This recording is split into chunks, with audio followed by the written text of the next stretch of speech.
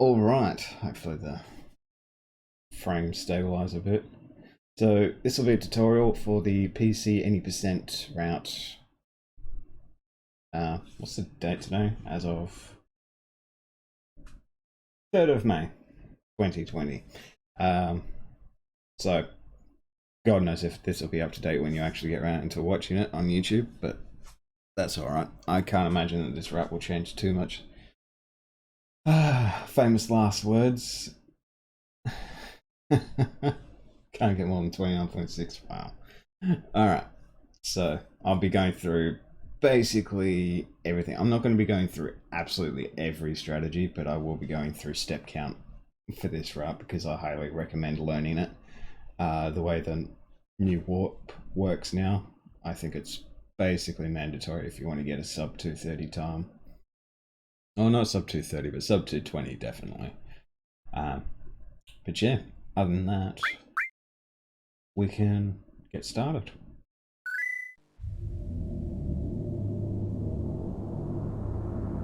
Yeah, I'll be going through how to fight the bosses, what step count should look like,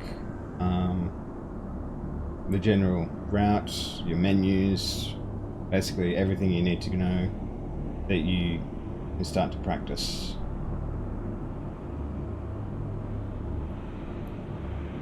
For the new route. Because most things have stayed the same, more or less from the old route to the new, but some things have changed.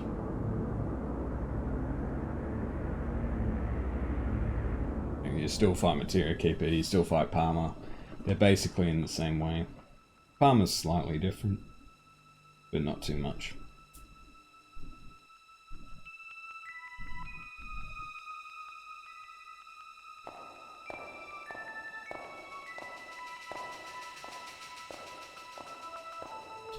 Anything else?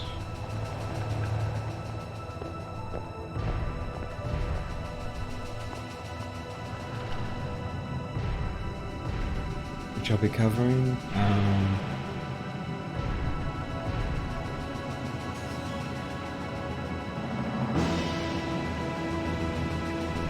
No, I think that's about it for this one.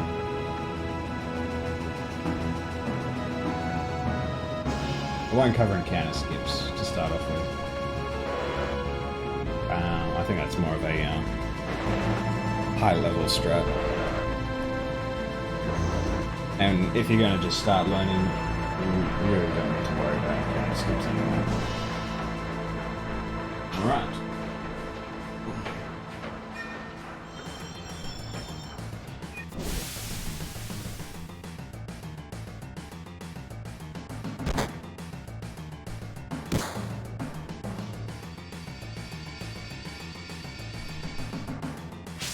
Okay, so one dialog box here, straight into the menu.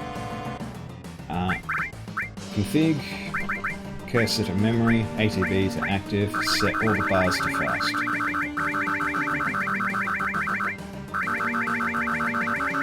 And there is one extra thing you can do where you switch the camera angle to fixed.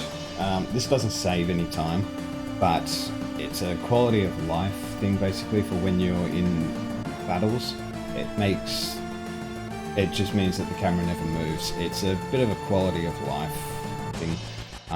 So you can change that if you want. It makes it easier to select your own party members and the enemy. But yeah, it's completely up to you as to whether or not you do that. I don't change it, so I won't change it for this. Pick up one potion from the red guard and run straight up to start the first fight.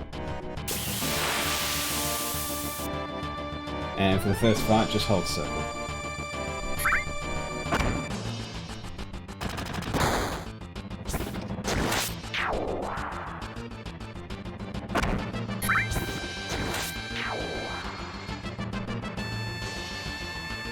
Okay, so for when you finish this fight, you need to take notice if you get a potion or not from this fight. If you don't get a potion, you'll need to pick up one more after you leave the reactor, but if you get the potion from this battle, then you don't need to pick it up. I'll point out which potion that is later on. It's not too far away. But after that, from this point onwards, you need to be careful with your route. I'll get into more details with step count later, but after you leave this screen, how far you run affects where you get battles, and you can manipulate that with a combination of running and walking to have the least amount of battles possible when you do a run.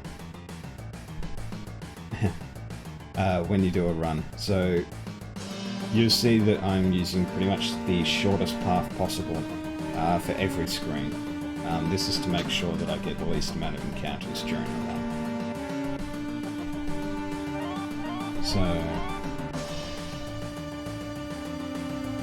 I can indeed. In fact, I'll turn up the marker touch as well. How's that, beast?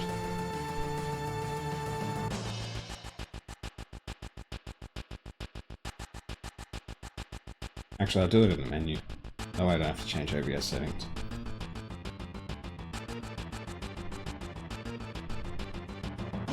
Alright, so cut down Cloud and Barrett's name to one character each. Fastest way to do this is with the keyboard. Hold down C, then X, B, X. On the next screen? Yeah.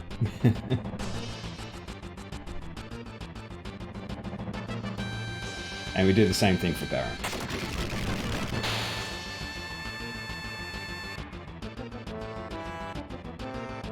Hold down C, X, B, X.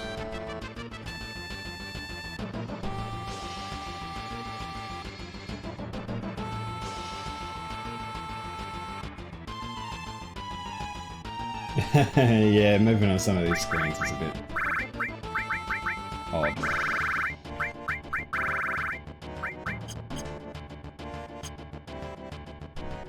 It's probably the screen. Some of the screens are pretty awful.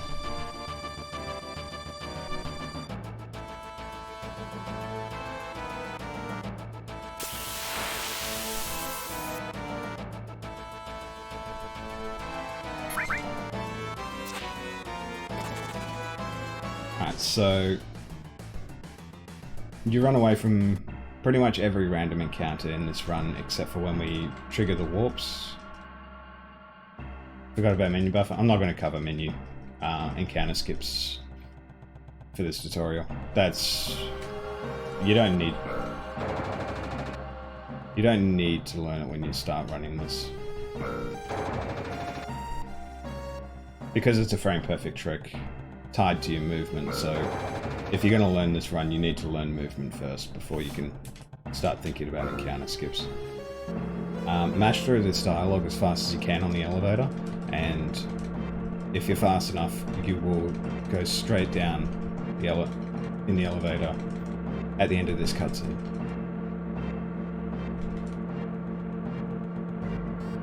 Hopefully I got it so you can see what it looks like.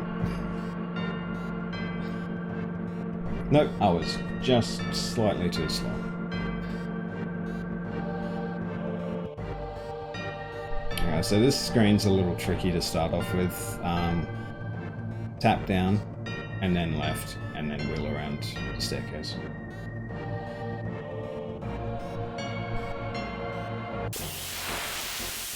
Favorite pose wasted 2 seconds on menu buffering, getting an encounter. Yeah.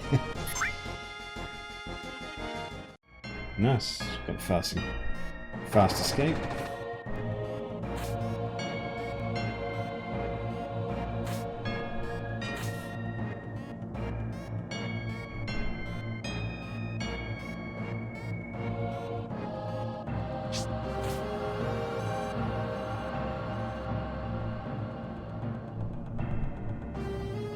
So yeah, going through the reactor, you need to have a good enough movement to get one of these prescribed battles at a certain point. Now that battle is not until after Guard Scorpion, but after the custom sweeper, we go into a bit more of step count. We do take steps. You don't have to take steps until after you climb this ladder.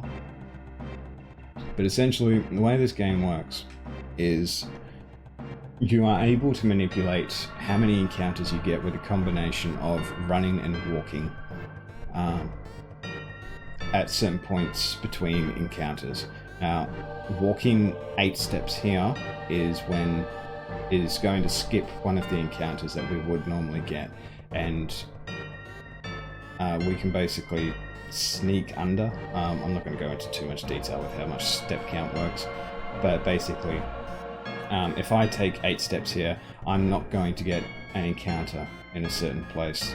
I'm just going to shoot straight onwards past it. So at this point, you want to take 8 steps. Now, when you take steps, counting steps is a little strange in this. It's basically, you have to count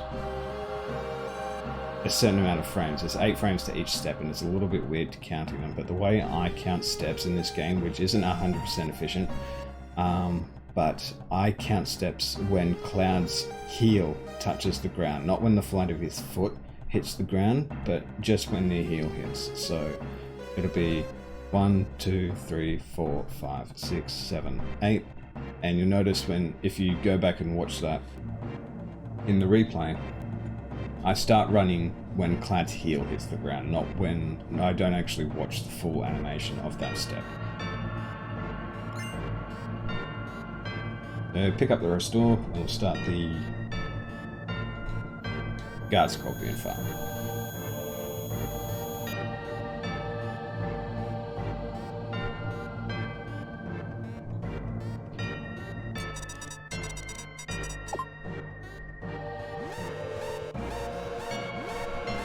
Okay, so before Guard Scorpion starts, I'm going to try and get a first turn on this fight. I don't know whether or not I'll be able to get it. It's completely RNG dependent. Hi, Ink.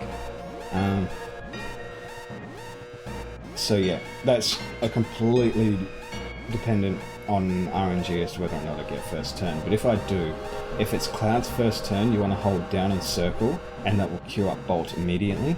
And if it's Barrett, just hold circle because he just attacks for this fight. So that's what the plan is going into this fight, and then I'll go into turn order afterwards. So yeah, I'll be going for a first Bolt.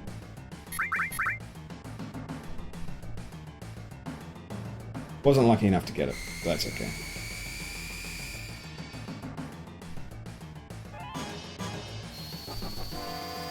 Okay, so for this fight, Cloud is just going to Bolt for the entire fight. He's not going to use his limit. The idea of this fight is to beat Guard Scorpion as quickly as possible, but you also need Cloud to have his limit break at the end of the fight. So Cloud will just be using Bolt for the entire fight. We can manipulate. We'll always get a limit with Cloud as long as we don't get completely screwed by RNG, and we never use it. As for Barrett, he just used basic attacks, and he'll also use his limit when you can get it. You can use Barrett's limit in this fight. But for that reason, I'll show you a trick with using Barrett in these fights, with how to combine the most amount of damage with his attack and his limit break, which is why I'm going to put him first. He's going to be going first for the future turns.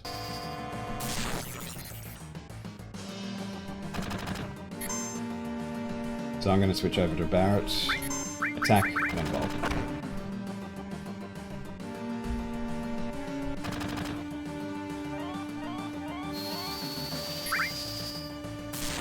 Now you do 4 rounds of attacks. With Guard Scorpion, he does Search Scope, then he does his attack, Search Scope, then he does his attack, then he raises his tail. So this will be the last round of attacks that I'm queuing up now, before he raises his tail. Hey Mark, thanks.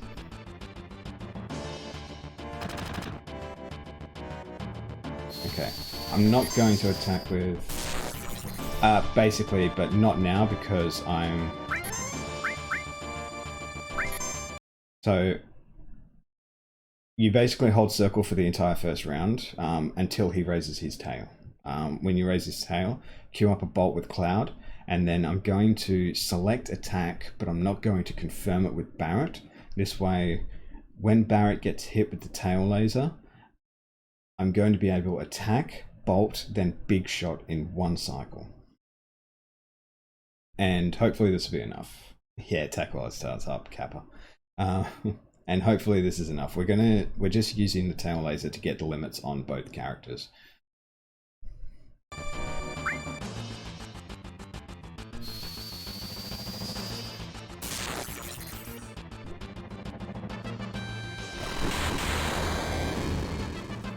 Good.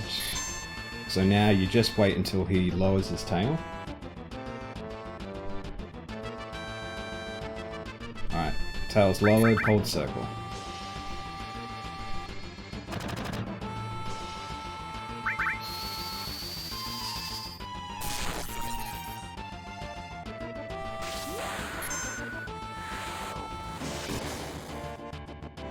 Man, those damage rolls.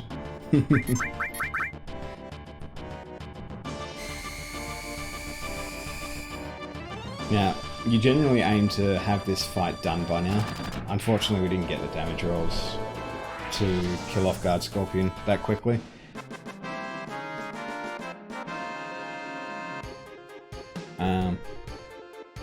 But yeah, I mean, that's basically what I aim for. If you're just staying the run out, you don't need to worry too much about it because it's about 10 to 15 seconds slower. You're better off getting the practice and just finishing runs. Alright.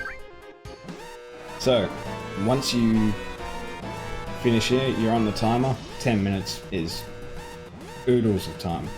Get out of here. But we will be setting up preemptive apps on the way out of this reactor. And I'll show specifically where you have to do that. If you're watching the VOD for this, I do have a separate video which explains how to do preemptive apps.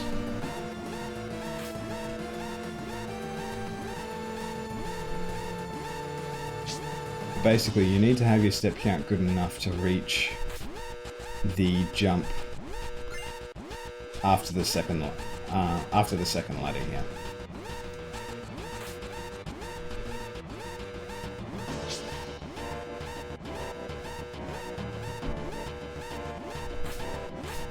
So run left until you jump, and then just tap up and down repeatedly until you get the encounter.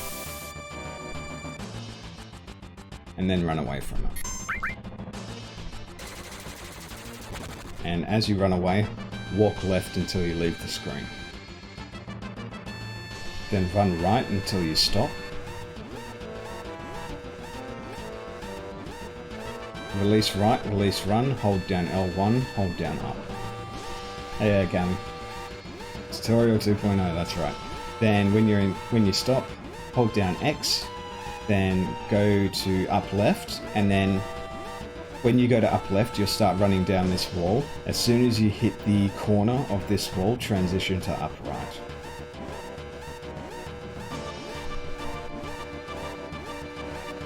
And you hold that until you get into the elevator.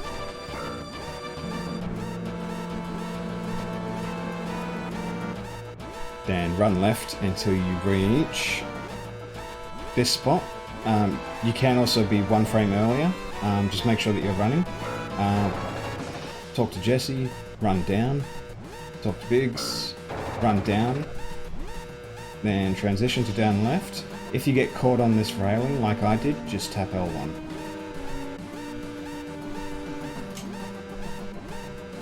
And that is the reactor part of preemptive apps setup. Done.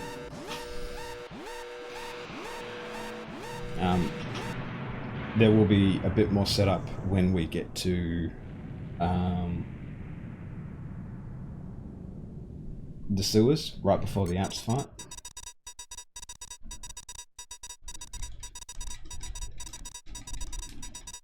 But that's it for the reactor. We don't have to worry about any more setup until we reach the sewers, because step count isn't live for quite a while. Thanks, Akana. Yeah, I thought it might help with people getting good movement on some of the screens, seeing that they're a bit tricky.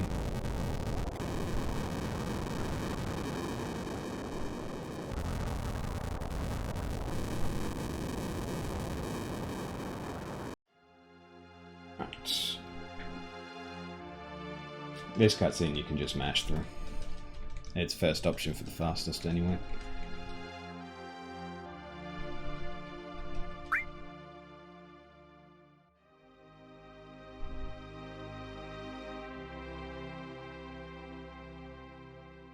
So I didn't get that potion in the first battle that we fought, so I pick it up here. If you did get that potion, you don't need to pick that up. And second option for all of these prompts.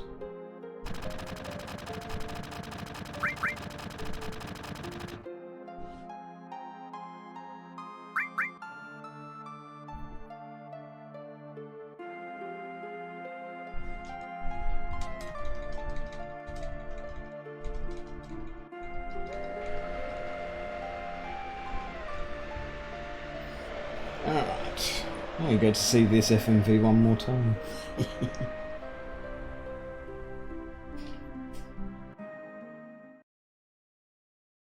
Yeah, movement in this game can feel pretty weird on some screens, the way they're organised. But some screens are just very windy, like the trash yard in Sector 5. Catches a lot of people out. Train graveyard's another one.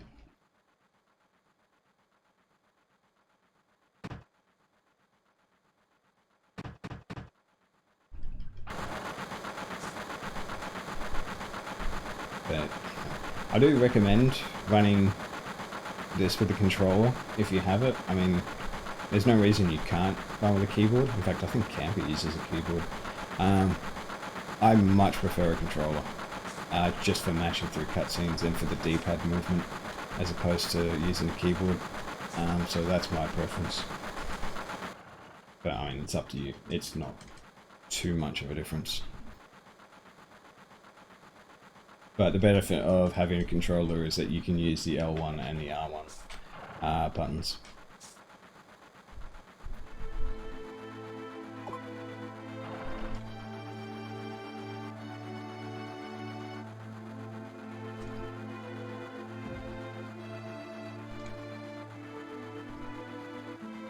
Alright, so I'll go through Jesse's skip here as well, if you want to learn it. This skip isn't mandatory to run, it's a small time save, but if you want to learn it for the sheer hell of it, it's not a bad idea. Alright, so this is the position that you want to get to trigger the skip. I use Cloud's hand as the visual indicator. Yeah, I could only imagine what using page up and page down is like. Basically there is 1 pixel of like negative space between the top of the hand and that set of handrails. That's the visual cue that I use for this. There is another one with like using Cloud's legs, but I've never found that one reliable for myself.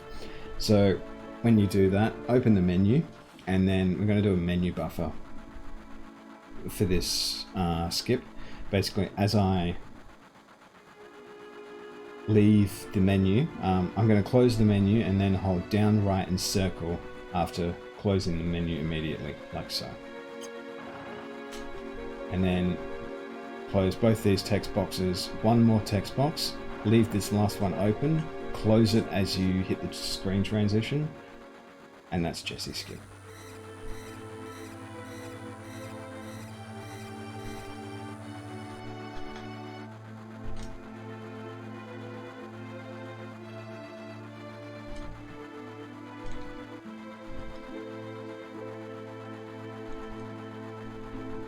So you have to make sure you close the last dialog box after you trigger the screen transition. Otherwise you'll still go into the cutscene. If you don't close it, if you close the last text box too early, you'll still go into the cutscene about Midgar, and then if you close it, if you don't close it at all, then the game doesn't register the cutscene is finished, and you won't have progressed the dialogue at all, and you'll have to do JC skip again.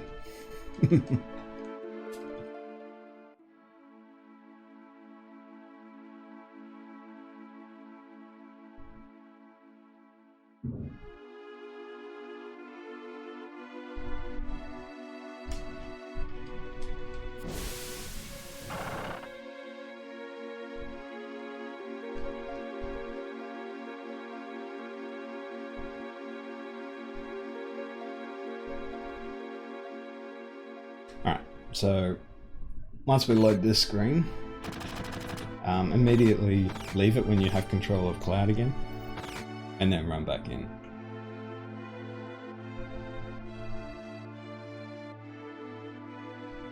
This skips a bunch of dialogue with Barrett. And head into 7th Heaven.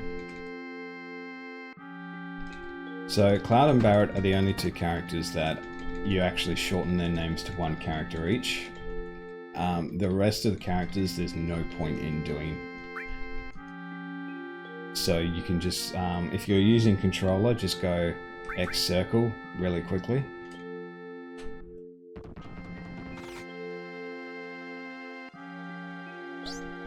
And that's the fastest and easiest way to get out of the naming.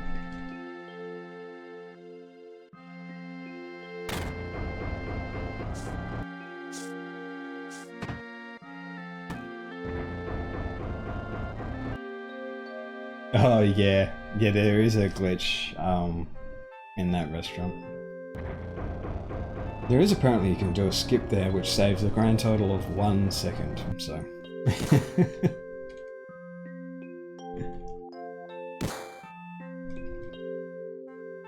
Yeah.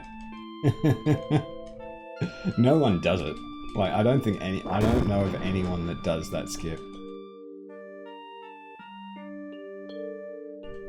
It's because there is just absolutely no point.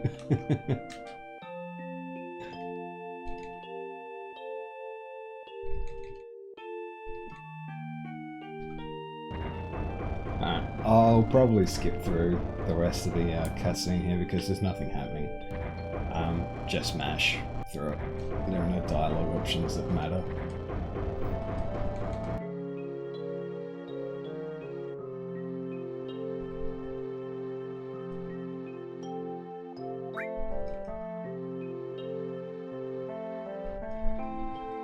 And there are dialogue options, but you just mash through them.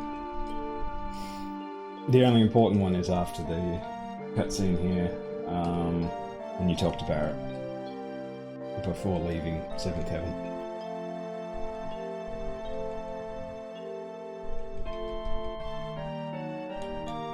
Unless you really, really want to learn about how materia works. 5-minute time loss.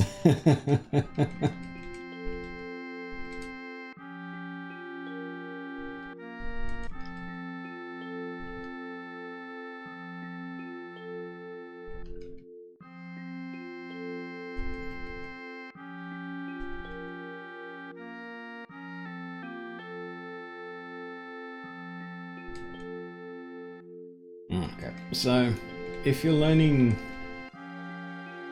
Actually no, I'll cover that later because I'm going to cut this part out anyway.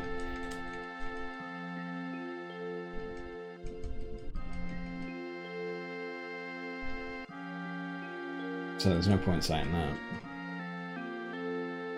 But yeah, I was going to say, if you already have learnt PC Any and you're just watching this for the new route, you can basically skip ahead to just before Motorball. Because nothing is different for them.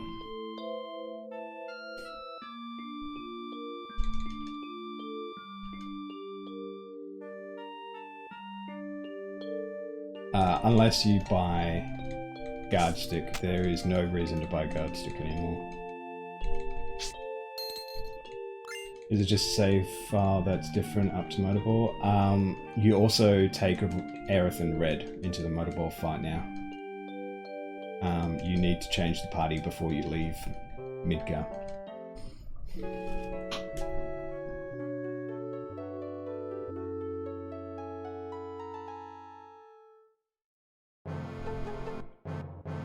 Alright, so once we get through all those cutscenes, talk to Barrett. 6 dialogue boxes. 1, 2, 3, 4, 5, 6. Second option.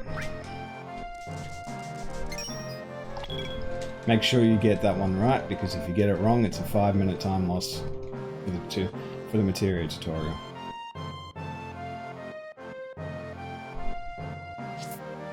Alright, so talk to the shopkeeper. Going to sell items, sell all of your potions, buy 21 grenades. That's it for the shop. Although I should cover, if you are just starting to learn this run and you're not comfortable with getting preemptive apps, or not getting caught on the 60th floor in Shinra headquarters, you can pick up an ether here. You just pick up this materia, all materia I think it is, and then pick up the ether afterwards, and you'll be able to buy extra grenades. You won't need any extra for this section. What is the assault gun used for in any percent? Nothing, we sell it. It's just faster to sell it later.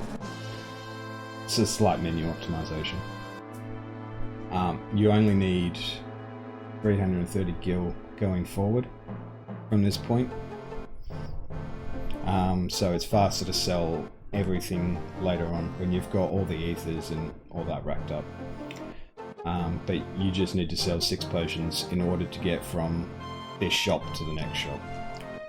But yeah, if you're not comfortable with getting preemptive apps or not getting caught on the 60th floor, you can pick up an extra ether on this floor. You just have to pick up this materia, then the chest drops, and pick up the ether, and that will give you access. That will mean that you're able to buy more grenades in the second shop. And this kid is a goddamn pain. So after the shop, and if you picked up the materia afterwards, the ether afterwards rather, go into materia. If you're confident with getting preemptive apps, remove lightning. If you're not confident, remove ice.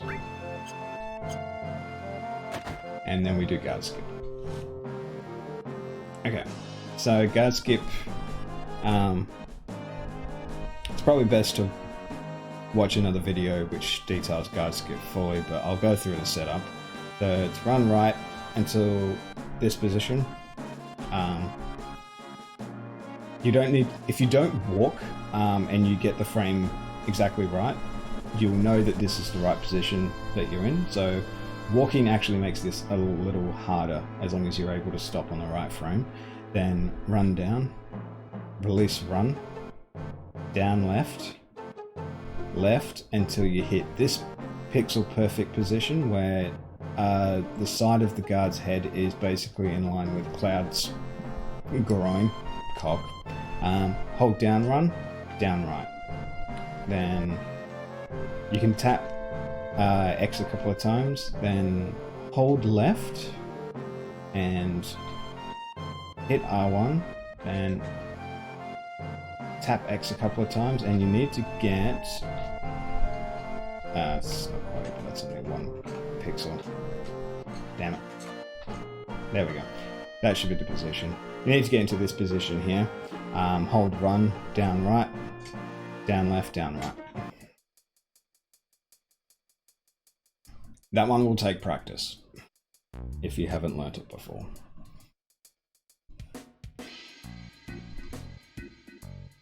That's a tricky one.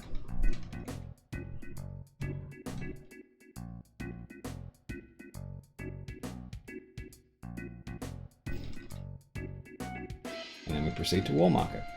Now, as you go into this screen, there's a fast way to do it. You okay there, buddy? Run right, then when you collide the guy, when you collide with the guy that you run into, run up. And you'll be able to talk to this guy from this position. It's a bit tricky to try and get into this position on its own, but with that setup, you'll be able to get into it every time. So mash, after the dialogue option, it's 4 boxes. Best game of all time. Best coded game of all time as well.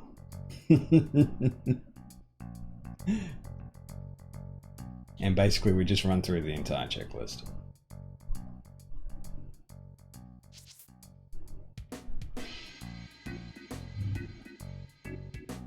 We're doing wall marker. We get everything for this section of the run. For Cloud's dress, we get the best dress so that we get picked by Corneo.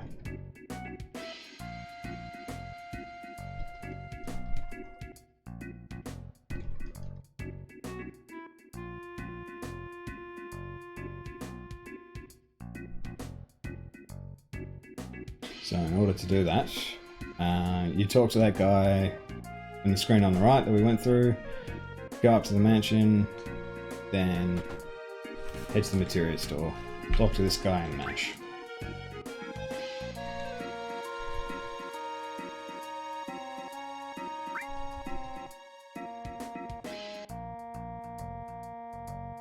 Then proceed into the restaurant, clear that text box, sit down. So it's first option, then second option later on. The next dialogue choice comes up after you receive the food. So stop mashing here. Second option, make sure you get that one, otherwise the run is dead. And then you receive the pharmacy coupon. Because the shady shop owner only gives you the pharmacy coupon if you give him good feedback. 3 dialogue boxes, third option. Then proceed to the inn. Stay the night, second option.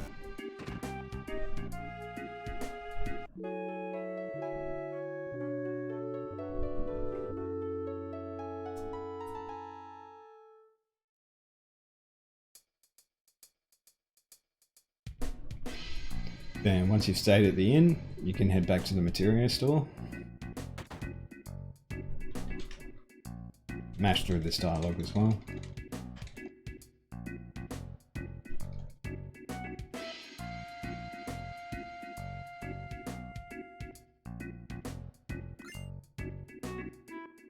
Okay.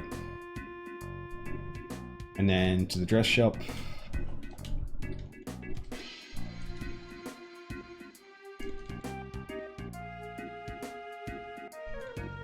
I love how Cloud is just like slowly looking around.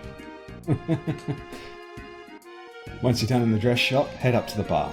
I'm going to detail how to do bar skip. However, if you're new to this game, this speedrun, I wouldn't recommend learning this skip to start off with. It's around about a 10-second save, but if you get this wrong, and you will get this wrong if you don't practice it, that's for damn sure, you will soft lock the game. But essentially, the way bar skip works is that we have to have a conversation with this guy, and we also need to have a conversation with this girl in the toilet. And the way bar skip works is that we do both of those conversations at the same time. The reason the soft lock happens is that if you do not finish both of those conversations at the correct time, the game will lock your movement again, and you won't be able to move.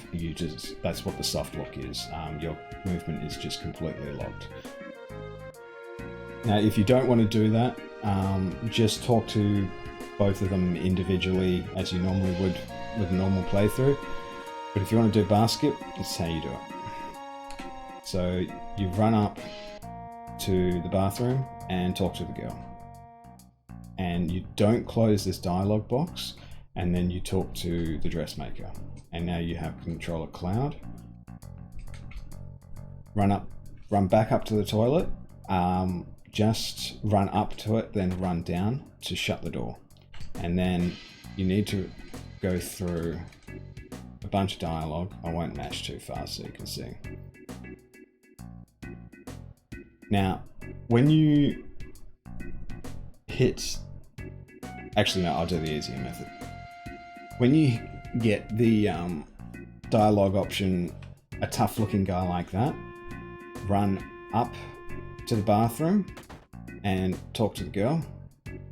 And then you need to talk to this guy here, but you can't actually see him because of the dialogue box, so you do need to be careful and make sure that you actually do talk to him. So talk to him and then go back up to the girl in the bathroom, and you can basically just mash from this point onwards until you get to this dialogue option. Give her the medicine. Don't close anything until you see that second dialogue pop up. What kind of dress do you want? Close both of those. Second option, second option. Now make sure both of these text boxes have finished scrolling before you scroll both of them, because this is a common thing that caught me out when I started doing bar skip. I would mash too early, and if you mash too early, you don't receive the sexy cologne and you just screwed the skip. You don't soft lock, thankfully, if you do that, but you do lose a bunch of time because you basically just negated the time save of bar skip. So close both of those. You'll receive the sexy cologne. Do not close this text box, just run out. If you close that text box, you do soft lock. And that's bar skip.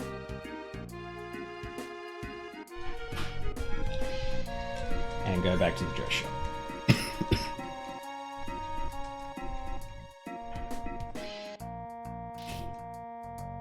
Right.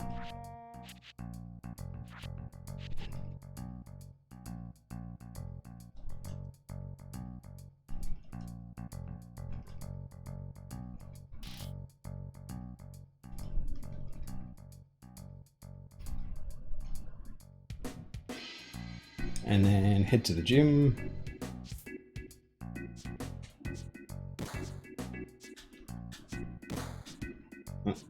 Alright, so just mash through this dialogue until you get the instructions.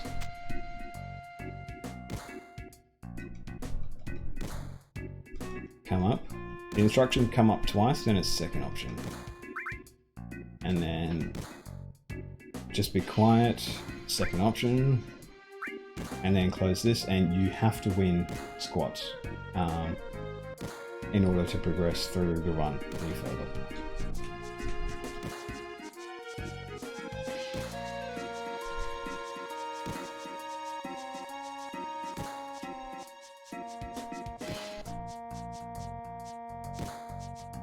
Which usually isn't too hard. Sometimes he can troll you and get really high squat numbers, but usually he only gets around about 15, so it's not too hard to beat him.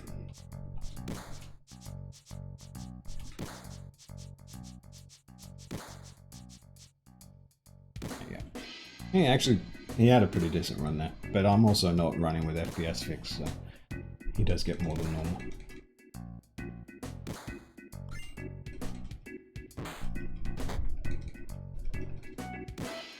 Okay, so now you got the blonde wig.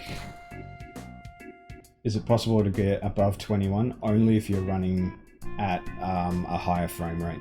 21 is the maximum at 30 FPS.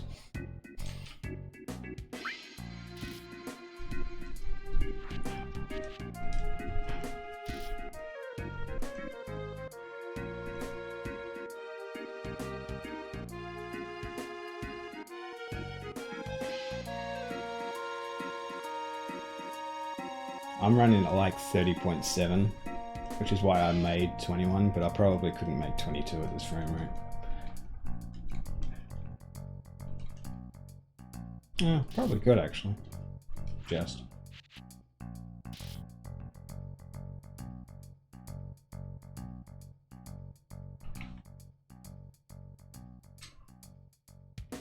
Alright, then head up to the mansion. Yeah, but you have to lay on your back.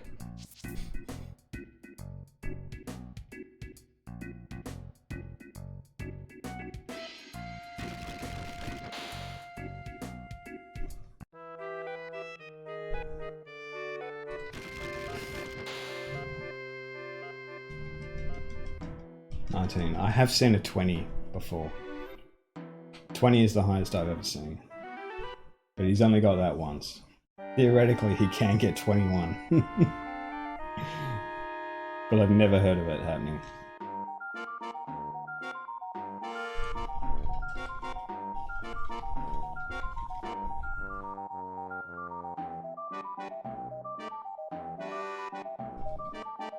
Most obscure RNG, yeah, I know. Like, if he never fails, he'll get 21 squats, and the run dies because you don't get the blonde wig. It sucks. You know, one day it'll happen. It'll happen one day.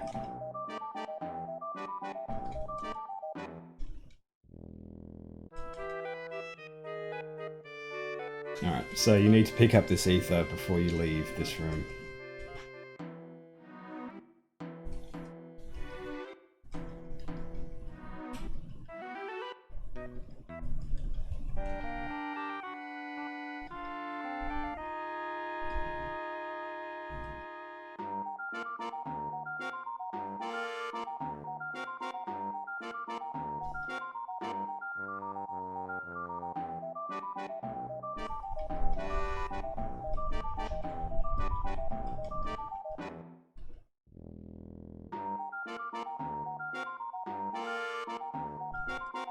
Okay, so yeah, pick up this ether and carry on.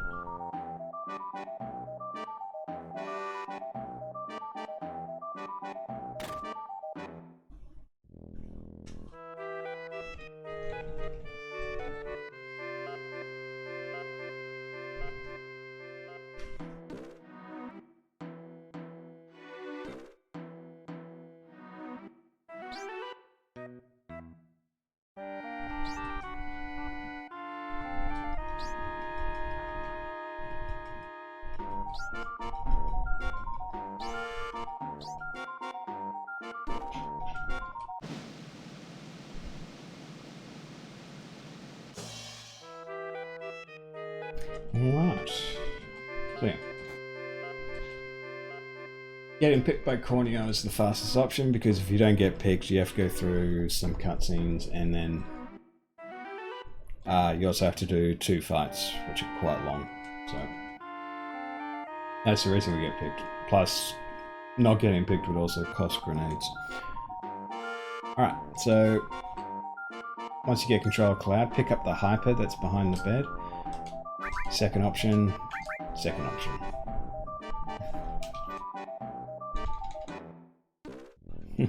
Hey Clash, saw you earlier, didn't say hello.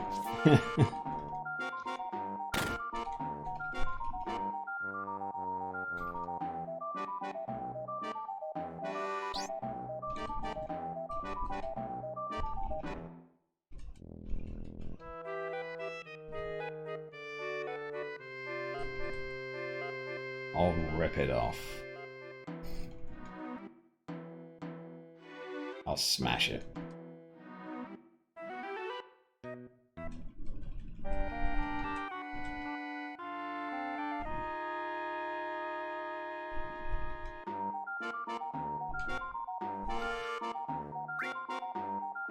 Alright. So after we go through all this, we get a cutscene here. How do you smash it? Apply direct pressure really quickly. It's good if you just like kind of lay it out on a table. It really gives you something to hit at.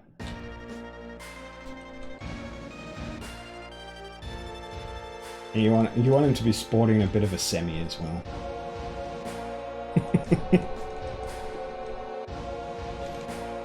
Makes it easy to hit. This is a tutorial as well. Okay. So, when this cutscene finishes, we're going to do the second part of preemptive apps. And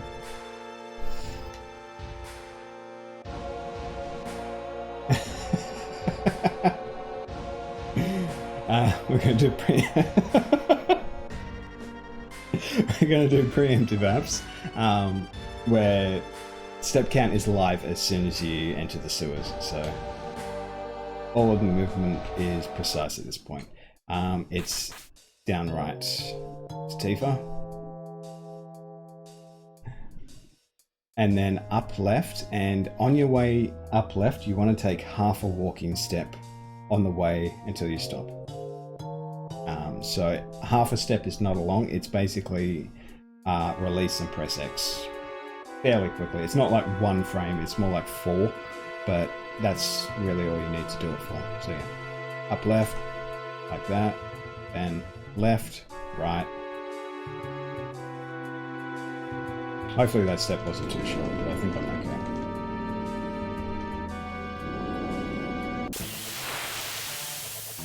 Yeah, perfect. Hold up and circle, and that'll queue up the 3 grenades. Hold down and circle, hold circle,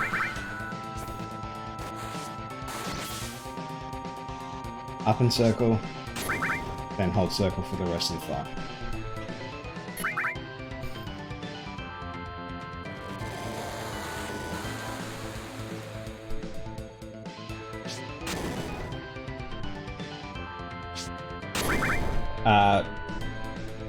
You got it by accident. There's no luck with getting preemptive fights in this game. The way preemptive fights work is that you have to get battles on specific step count ID values to hit the preemptive flag, and then the game checks to see if it's possible if that game can be in a preemptive, and then you enter the preemptive fight. And some bosses just have that preemptive flag turned on because fucking ha ha ha, that's why. But no, there is no luck to it. There's no RNG to it, more precisely. You could get it by luck if you didn't know what you were doing, but there's no RNG that decides whether or not you get a preemptive. So you'll get this battle here, which is another preemptive. Which is a complete coincidence that they both are. Then take 6 walking steps. 1, 2, 3, 4, 5, 6. Then jump down. Movement in this section of the game gets pretty tricky. So if you want to watch the inputs, go through them. Go through the VOD.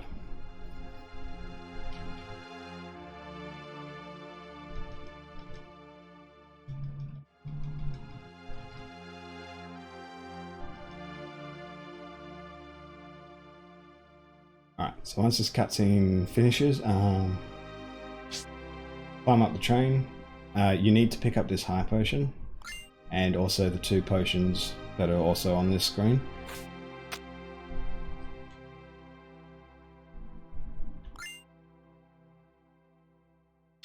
Now, as you're climbing this ladder, this is a very common point where people lose steps. As you're climbing this ladder, hold up, right, and L1, and run. And then up, left, and R1. And you should get an encounter badge. Any point after the ladder is pretty much a good spot, but the further the better. Because if you get preemptive apps, your step count is always going to be on the same value when you leave that boss fight. And then pick up this potion as well.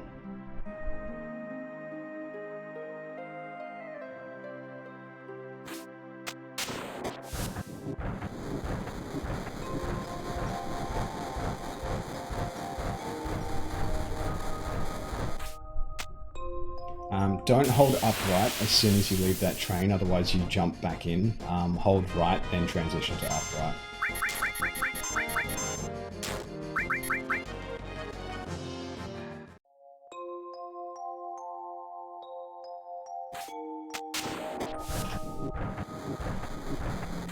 And just touch up for a couple of frames when you're running from the train to the ladder, and then you can just hold left for the rest of this screen once you get on the train.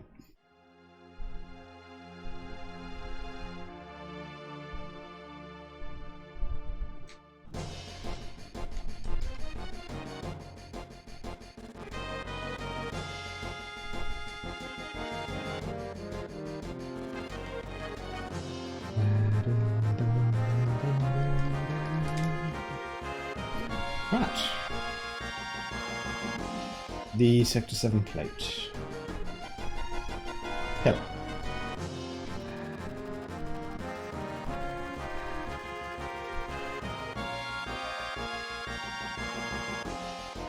Wee splat. Wedge, you forgot your grappling gun.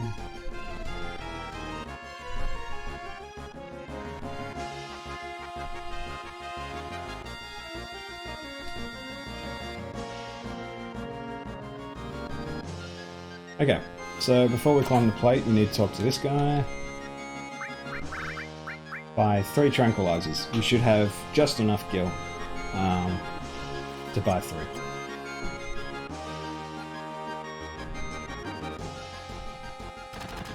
And then just keep to the inside track as you go up these stairs. And then you'll get this again.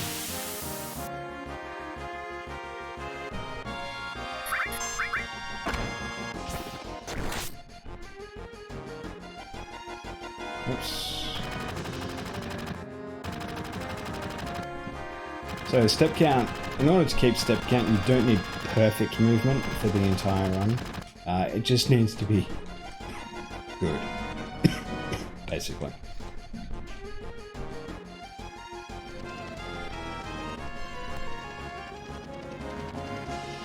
Okay, and for Barrett, it's basically for Reno. You only need to do 8 grenades to kill him.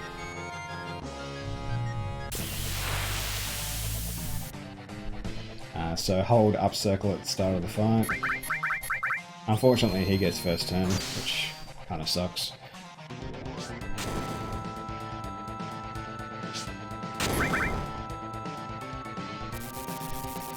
Oh dear.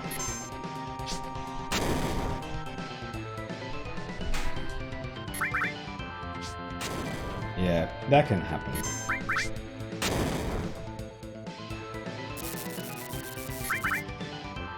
Oh, this fight sucks.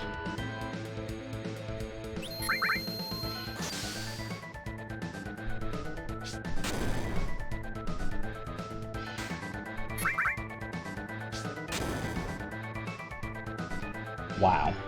I almost died. That's about as bad as the fight can get. You can die to Reno just from bad RNG, but it's very unlikely to happen.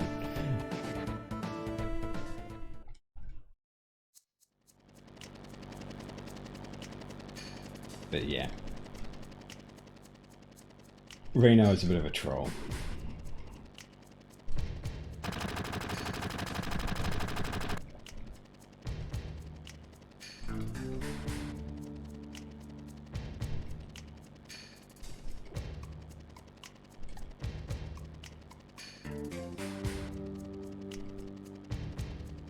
Oh, I got slap skip. Sweet. Nice. I haven't had slap skip in so long, and now I get it in the tutorial.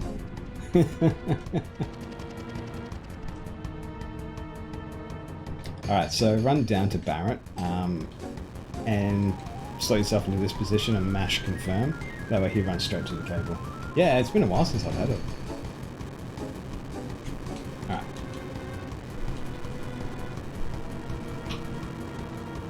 And here you get about I think it's 45 seconds.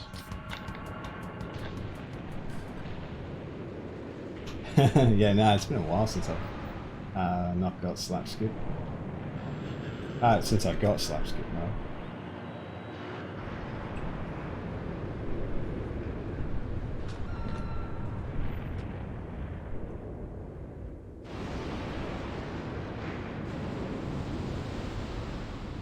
It all just depends on the frames that you close the dialogue boxes as to whether you get it.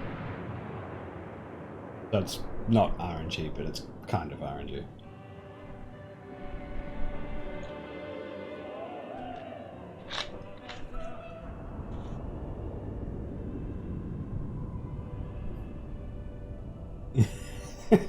can't get slash skip.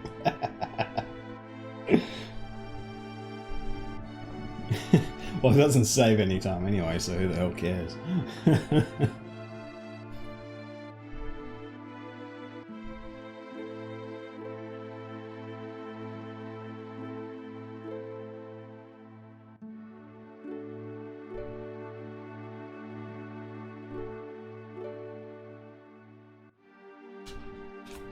Alright. You can do your Charlton Heston impersonation here if you want. Alright, I'm expecting a first attempt Materia Keeper. And a first Bio on Palmer.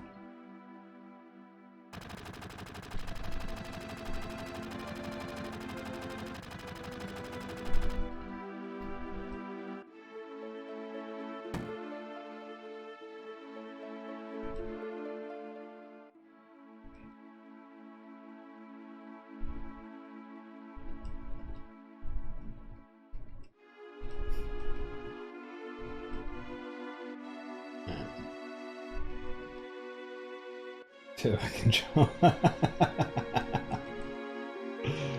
Yeah, my buttons are a lot stiffer compared to the PS4.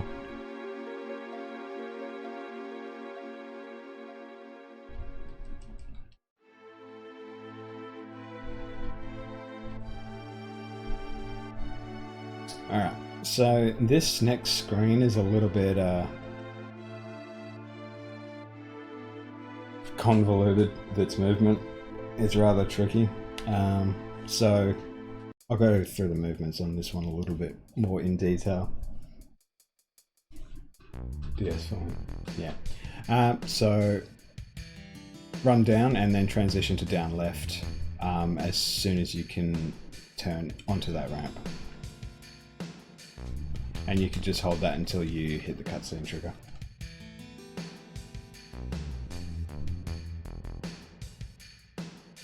Is this order dependent because Nanaki is in the back row? No, it's just RNG. It's just shit run along. It happens.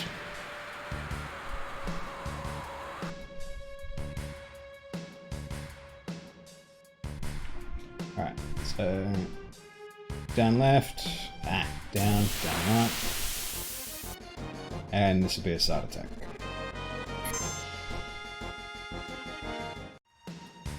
Down right.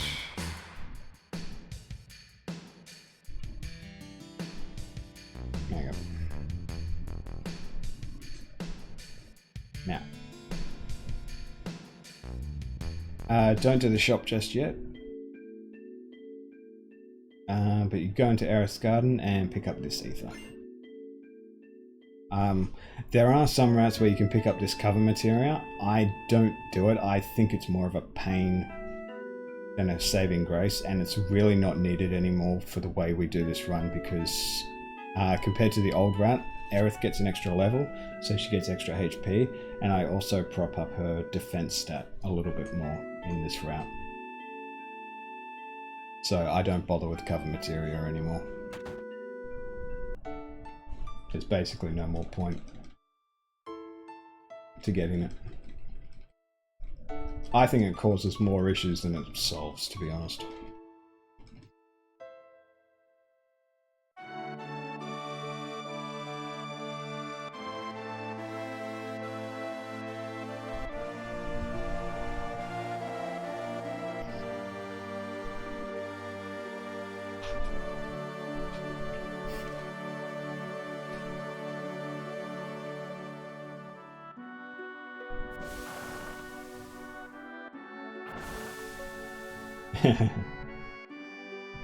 Yeah, I don't like it. Like, for one, you save the time of not picking it up, and I just... like, you have to wait and see if cover actually procs every time Materia Keeper gets an attack, and I think that's just horrible. I'd rather just queue up the cure straight away, so I can focus on getting everything off quickly.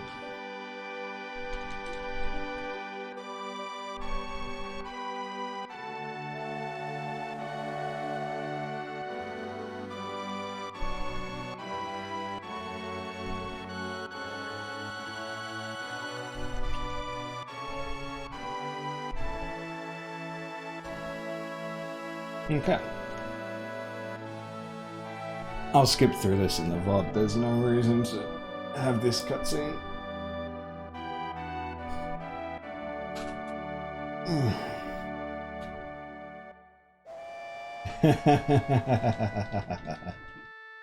I don't care. I swear in my tutorial videos all the time, honestly. I still get recommended by YouTube a little bit. Most people find my videos from speedrun.com, but some people do click on the recommended feed.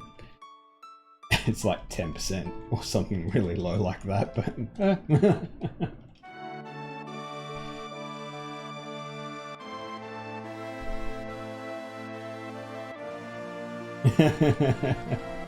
I mean, we were talking about 6090 about 15 minutes ago, so I think you're fine, King.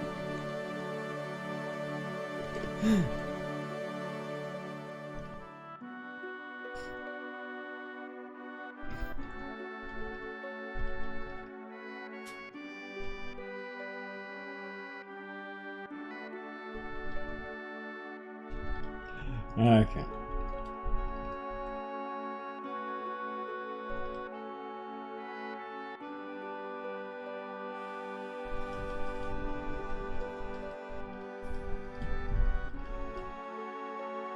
Blah blah blah blah blah blah blah blah blah blah blah blah. Alright, finally done. Sort of. Right, so Barrett barrels down the stairs. And then we go and do a shop.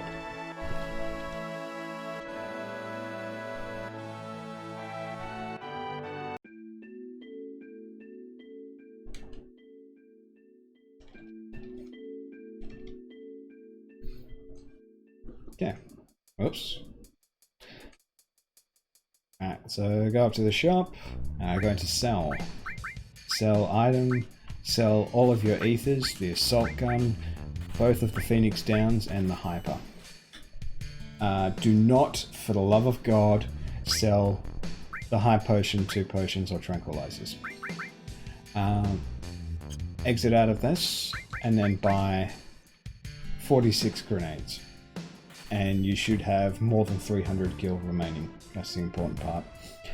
If you picked up the ether in Sector 7, you'll be able to buy more grenades. What would it be? 46 sells for 750. That's 9 extra grenades. So you could buy 55, which is hilarious amount of grenades. You'll be swimming in bloody grenades. But yeah.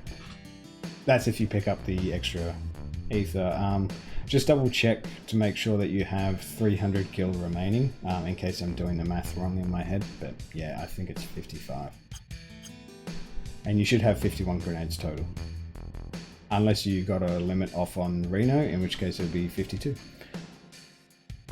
And then carry on to War Market. One thing I've noticed with this bridge, it's more from approaching from the top when you head to Eret's house than from the bottom. But you need to actually approach this bridge from the bottom, basically.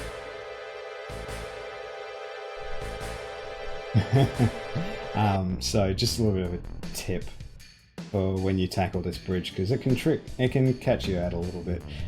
Kind of aim for the halfway point, not the top. You'll get this encounter.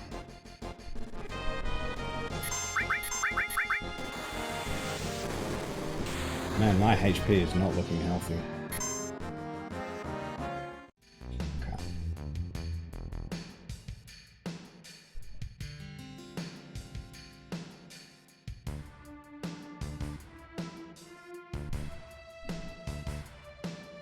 I might actually have to cure everyone.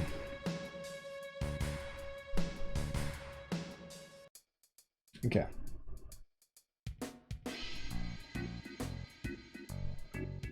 I don't need to do that. Just run straight up. I'm thinking no slots. You don't need to go anywhere.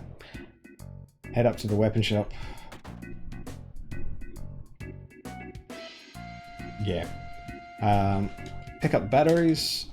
If you forget to pick up the batteries, you are a meme. I am a meme. Everyone is a meme. I think everyone forgets batteries at some point.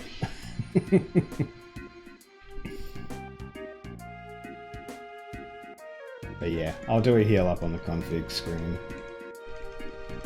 And then switch it back so that the menus don't change.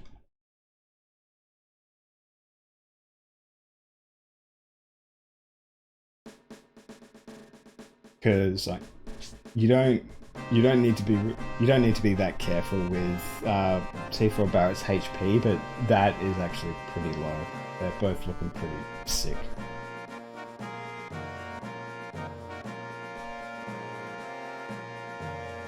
Okay, so this first screen actually has a pretty hard cap on how fast you can do it, because of the way the cycle works with the swinging pole. So pop the battery in, you have to wait for this propeller to spin around.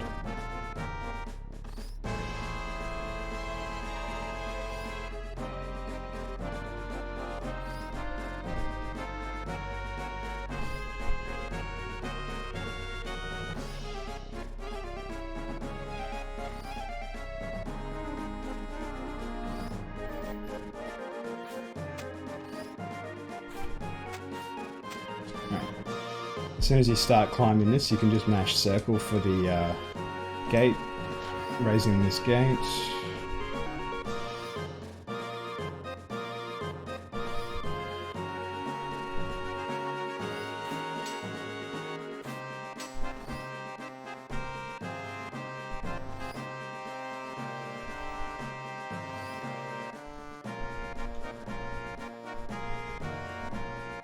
Okay.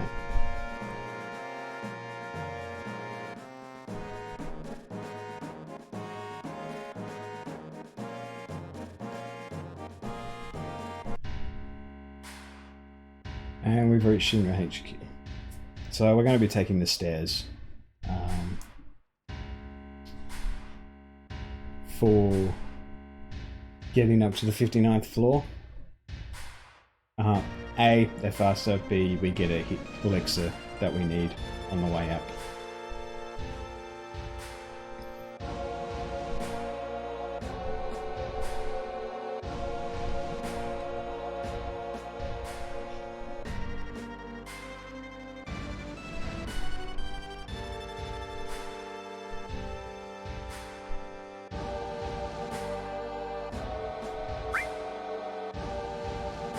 Alright.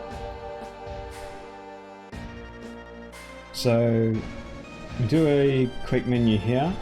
This menu you can do at any point after getting the Hell House encounter, the second one. The second Hell House encounter you can do at any point after this, so it's up to you where you do it.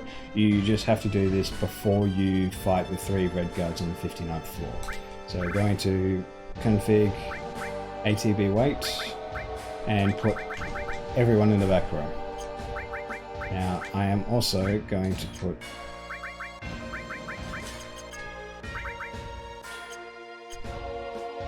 restore on and heal everyone up. That is honestly like the first time I've ever healed. Well, not the first time I've ever healed, but it's very rare to actually need to heal.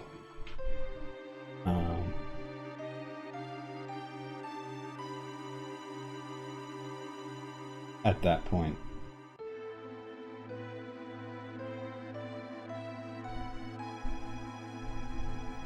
So this is basically try to have as clean movement as possible. And you'll see how bad I am at stairs now. And you'll also be picking up the elixir on the way up.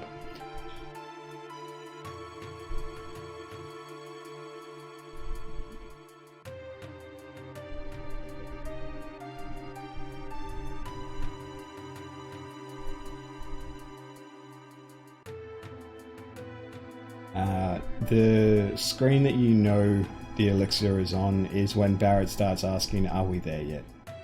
Like an infant.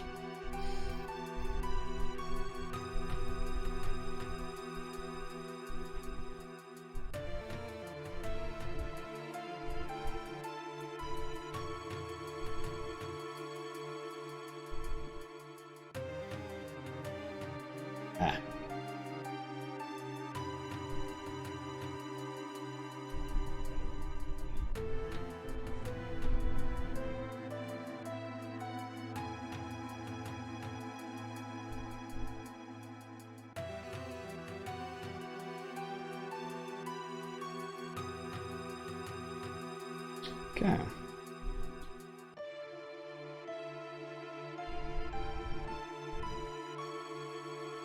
Oh, I never detailed what to do if you don't get preemptive apps. Oops. Okay. I'll have to add that in the edit. Okay. Pick up that elixir.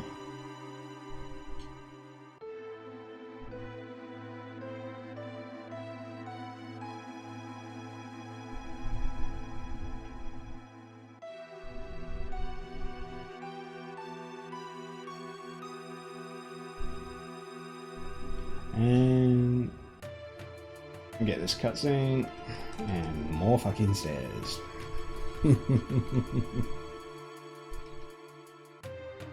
It's only taken me an extra 17 minutes to get here.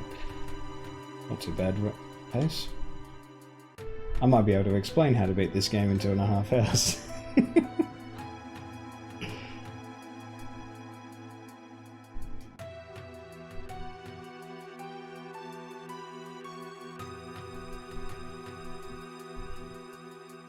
Although I think I might take a quick break when we finish Midgar.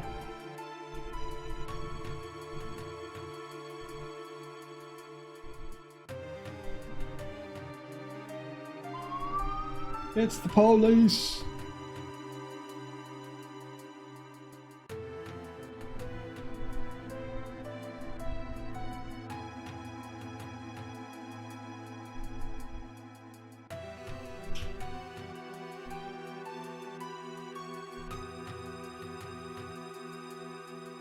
Alright, last screen. You know it's the last screen because there's no dialogue on it. Wait, why did Clash's KW show up but King's didn't? I don't understand OBS these days.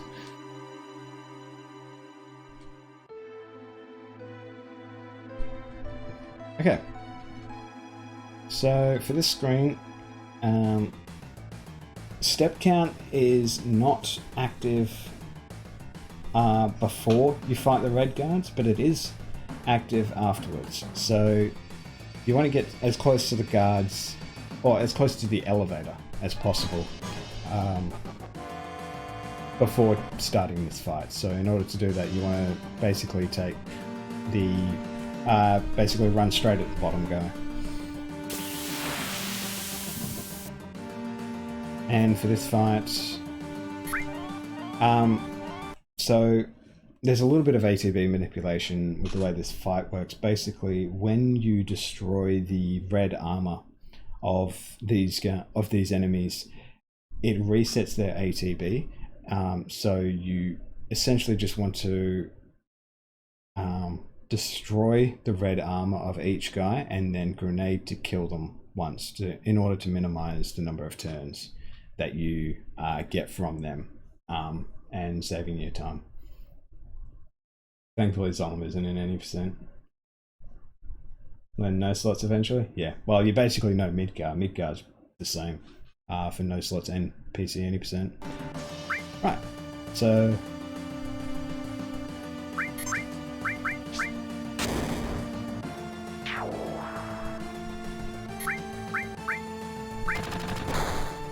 okay, so because the guy at the back has gotten a turn off, there's actually no reason to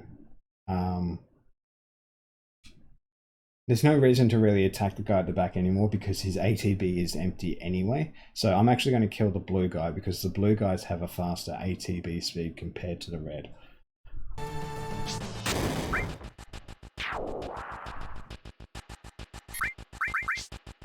And then with Barrett, I'm going to hit the red guy. And then hopefully Tifa beats the blue guy. No, doesn't look like it. That's alright.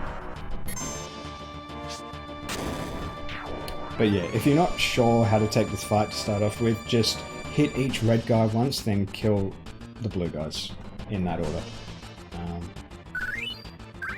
Oh, we even got a tranquilizer, which is kind of nice. And we get the key card. Okay, 60th floor. I'm going to go through the second most optimal strategy basically for doing the 60th floor. If you're learning 60th floor for the first time, I would just do it at a pace that you're comfortable that you won't get caught, because getting caught is a huge time loss and it also costs a lot of grenades. So basically, yeah, practice it, see what you can do consistently. I'll teach a fairly optimal method, not the best. I'm not going to teach the most optimal method because that's kind of ridiculous for a first runner. But hopefully you just do well. So 60th floor, this setup starts as soon as this screen loads.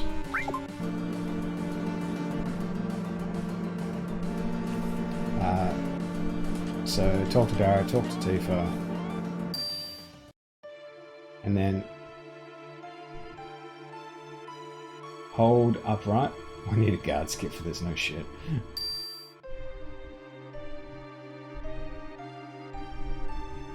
And then up left as soon as you hit that screen transition, mash through this dialogue, stop at the first pillar, and then book it straight to the end. And then Barrett can basically just cross instantly.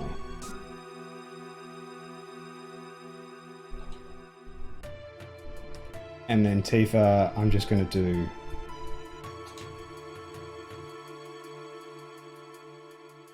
book it straight to the end with Cloud. The most optimal is actually harder than this, so it's up to you.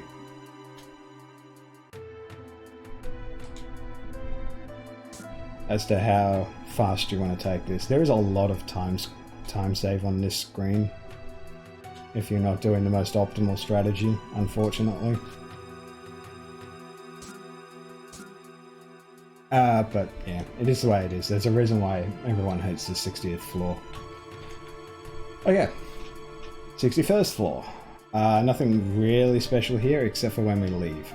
So talk to the guy in the grey suit that looks like he's lost the will to live, despite the fact that he's only 14 polygons. Now, on the next screen is the password for Maya Domino. With my route that I've currently set up, I've got it organised to pick up the elixir, which means getting the answer wrong intentionally on when he asks you for the password. Get it wrong once and then get it correct the second time. Now there's two ways that you can manipulate the password for this section. There is using the in-game timer, where you close on a specific on a tick on the clock. So you put yourself into this position on the stairs, go into the menu to check your in-game timer, and the value of the in-game timer will tell you what the password is, because the password is decided based on a modular 4 function from the in-game timer, and you just instantly know what the password is. That's the most optimal strategy. So if you don't know what a modular function is in computer coding, it basically takes the number value and divides it by whatever number you specify, and it spits out the remainder of that number. So this is a modular 4 function, which means it divides it by 4, and whatever the remainder is, it will that will be the answer of that function. So for example, if we did 13 divided by 4 is 3, remainder 1, so the answer would be 1, and that would tell you what the password is. The orders are 0 is best, 1 is bomb, 2 is Marco, 3 is king. So it's 0 best, 1 bomb, 2 Marco, 3 king. So I will leave. Now best is the fastest, like basically if the number is divisible by 4 when you enter the next screen, then you can just mash to instantly get the fastest, because best is the first option. So if it's divisible by 4, you can just mash, but get the password incorrect the first time so that you get that elixir. And then, so I will just close on what? On 04. 1, 2, 3, 4. Now, that is the most optimal way to know what the password is. The second most optimal way, well, the only other way to know what the password is to go into this screen, and this bookshelf on the left side will tell you what the password is every time. You can just look at the first word of the book. So the first word, you'll have a number, then economic reports based dev program. The answer, this book in this position will always tell you what the password is. Economic is best. I actually cannot remember what the rest are. I think urban is bomb, planning is Marco. Let me check.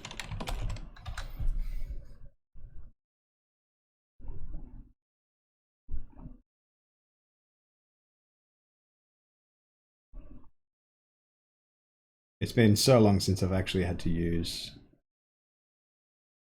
Yeah. Okay, so economic is best, results is king, breakdown is bomb, new is Marco. That's the first word of every book corresponding to the password. So economic best, results king, breakdown bomb, new Marco. So because I manipulated, I already knew that the answer was best, but if you looked at the bookshelf, it would come up as economic report, economic is best. And so now we know the password, we go to Mayo Domino, we'll get the answer wrong intentionally on the first try. So password is best, so I'll just put in king, and then best. And this will give us an elixir.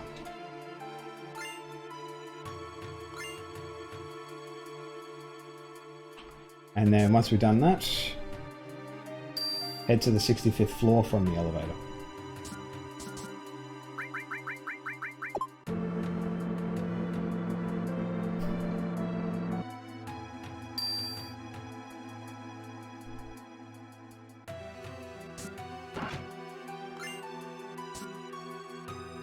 So that chest is always the first chest that you go through. There's a couple of ways that you can do this screen. None of them make any difference whatsoever because you have to travel to each chest once. You can't go to multiple chests or anything, so it really just does not matter what order you do these chests in, because the part that you unlock determines which chest is unlocked. So I'll go through the order that I know. If you know a different order, you can stick with that. It doesn't make a difference. But you will get a battle here.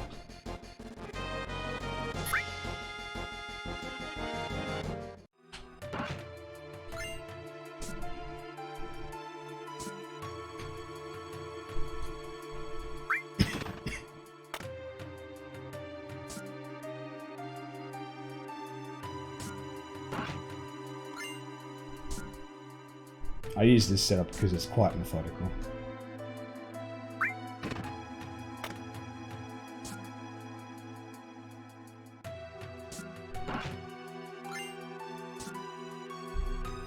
And you'll get 2 encounters when you're setting this diorama up.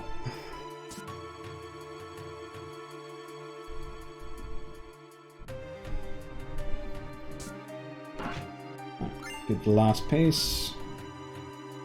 You should get an encounter on the way down. Oh, it's actually pretty late.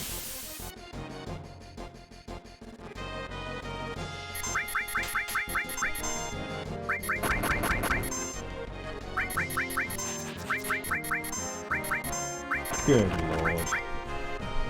Thank you. Alright. No, that's over with. That encounter can be pretty notorious to get away from.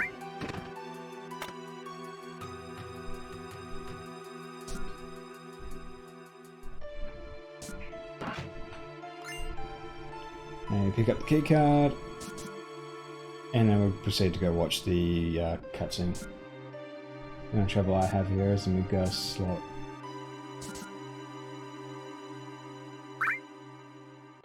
In the bottom right corner, I always have to be standing at a specific angle to interact with it.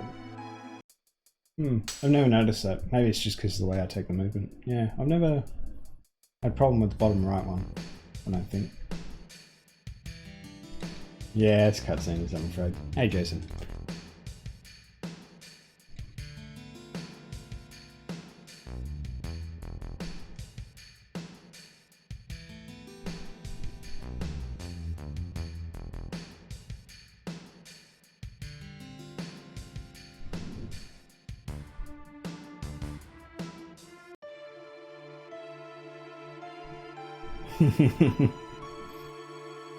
Is this planned to go up on YouTube? Yes. I'll basically just be cutting out all the cutscenes to make it a bit more brief, for brevity's sake.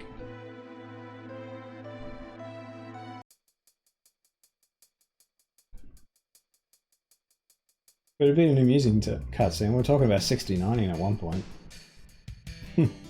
And how to smash someone's penis.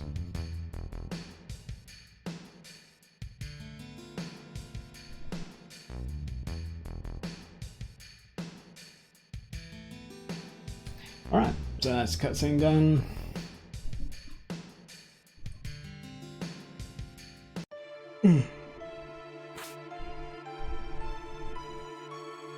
Oops, there we go. And then we've got Hojo.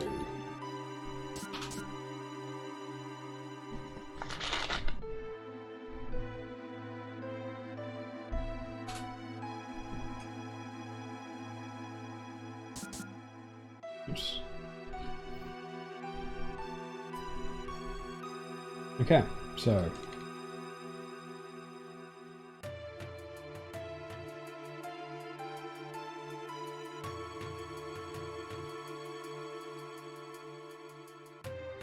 yeah, I try to be conscious of that as much as possible, but I realized earlier that I didn't explain how to do apps if you don't get the preemptive, so I'll have to edit that in.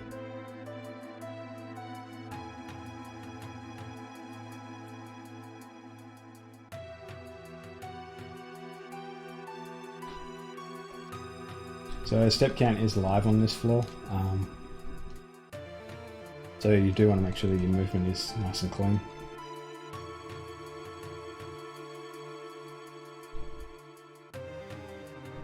Yeah.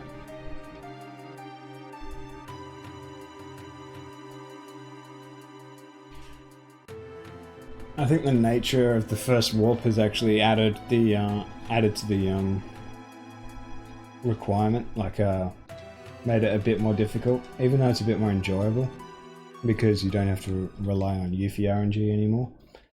But the first warp is going to be difficult because you ideally only want to get one encounter on that screen, and I don't know what's going to happen if someone tries to do this run and they're not on step count. It's quite possible that they could get 2 encounters on that screen, in which, if they do, the odds of them getting through the screen are pretty damn low at that point.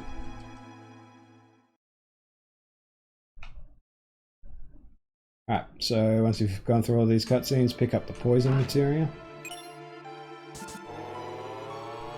And I don't think I need to heal, do I? No. Alright. So you get an option to whether or not you should take Barrett or Tifa into this fight. Now typically you want to take Barrett because he has a good limit break, but if Barrett's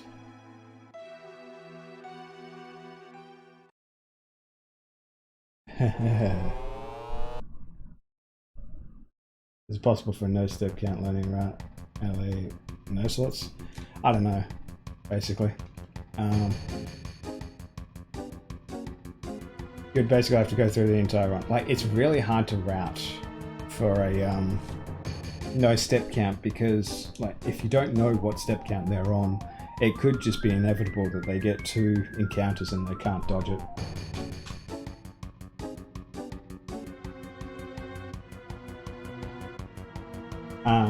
For no slots, you can do it, just you're going to have to save regularly, because if you get pincered, you're going to die at certain points. Alright, so yeah, if Barrett's got good HP,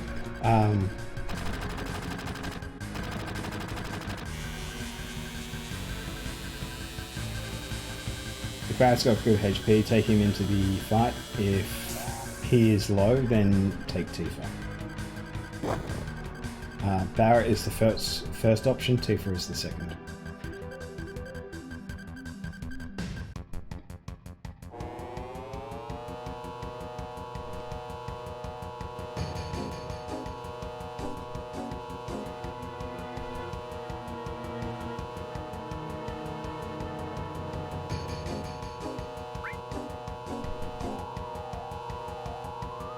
Okay, just X and circle for renaming red. And for this fight is 7 grenades and a limit, ideally.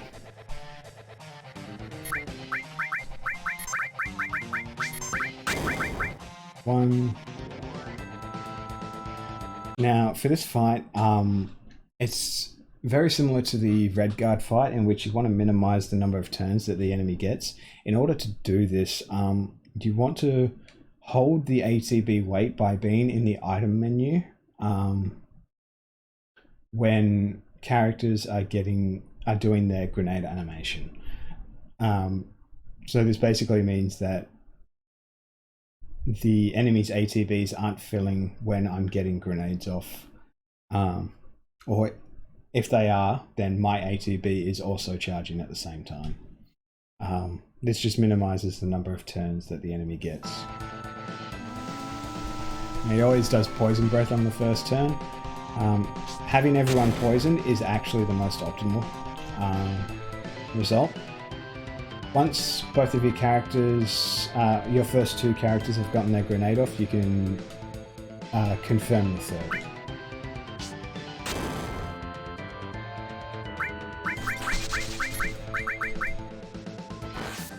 So that's 4th grenade, 5th,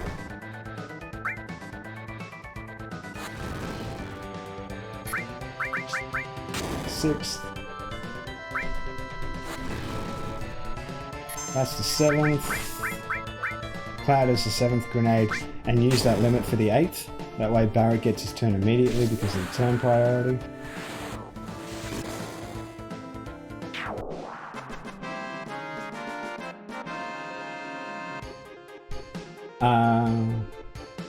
Yeah, I mean, this is basically the only point where you would ever use Big Shot, but but no, you can use Big Shot. You can also use Big Shot on Reno if you've got the right turn order, if you really wanted to. But now we actually also have a limit for Dark Nation if we're lucky.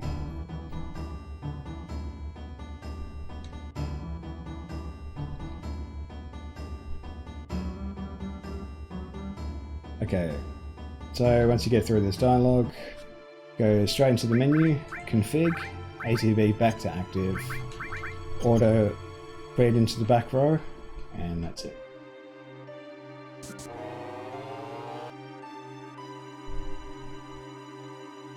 Tifa and Anarchy's a lot.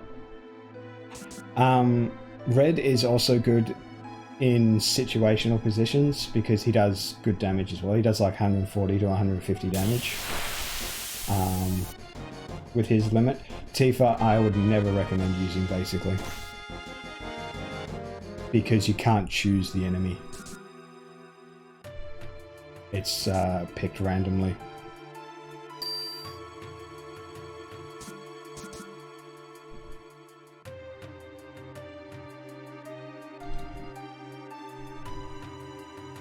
I know, Red can be a member of the party here. Yay!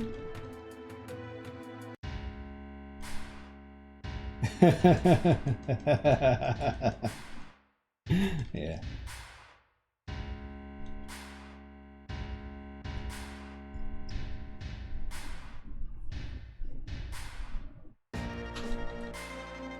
But yeah. You can use limits. You can use Barrett or Red's limit in the 100 gunner and heli gunner fight. But for this rat, you're probably not going to need to anyway. Like, you can just grenade spam through the entire damn thing.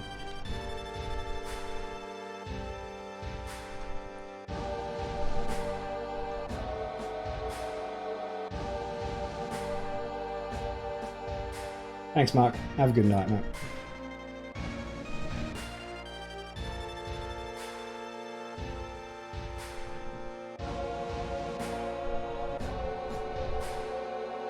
Yeah, well,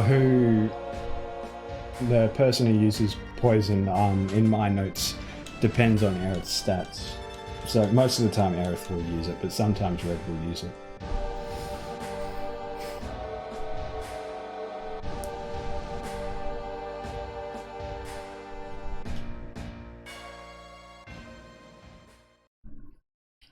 Alright, so run up to the door, third option.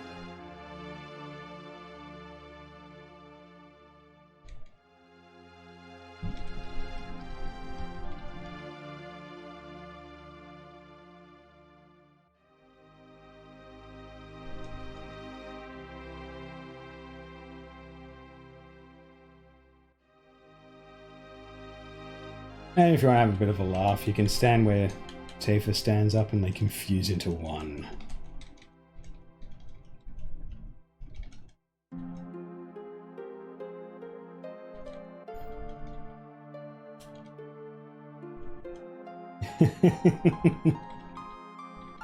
Yeah, you get bored after running the game repeatedly with points like this. So it's like, yeah, let's screw around. Alright, so it's when Aerith sits down, it's 3 text boxes, run up and just circle.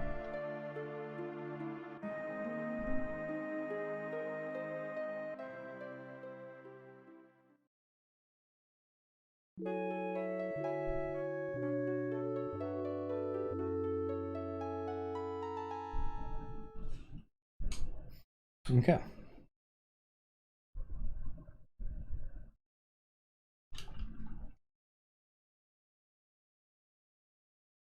Talk to the guard.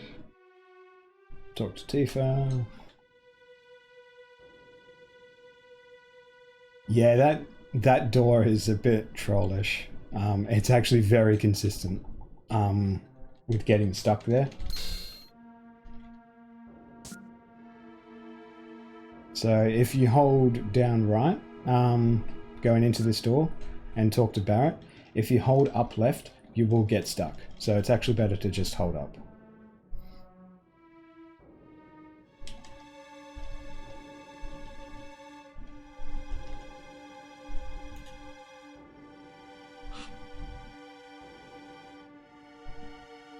And step count is alive here, as per normal. Talk to Red. Kind of hug the left side of Red here, and you'll run past him. Alright. Run down, down right, and you should get an encounter somewhere around here. Wow, I'm very far ahead. I'm actually very far ahead of step count. I'm going to have to set it back. But you should always get the preemptive here. Then on the 69th floor, run up. Don't run down, please. I hate seeing it.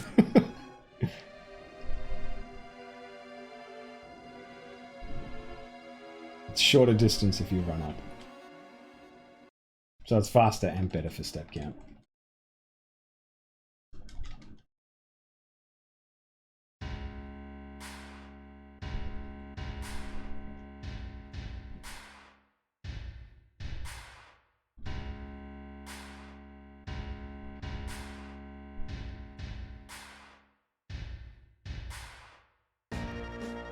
Right.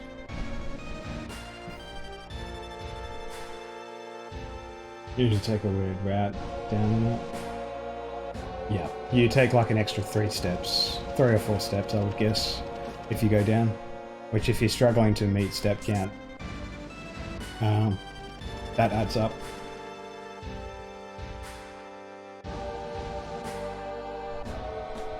Actually, no, it's not. It wouldn't be 3. It'd probably be more like 2. Just 2 steps, but 2 steps is a fair amount. Like when you're trying to do perfect movement, so.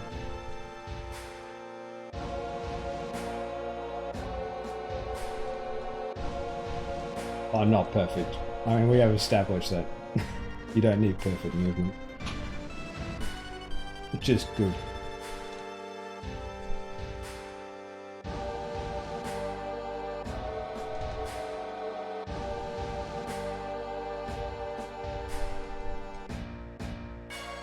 Run became very hard with the skip. Yeah, I mean, basically you do need to get step count.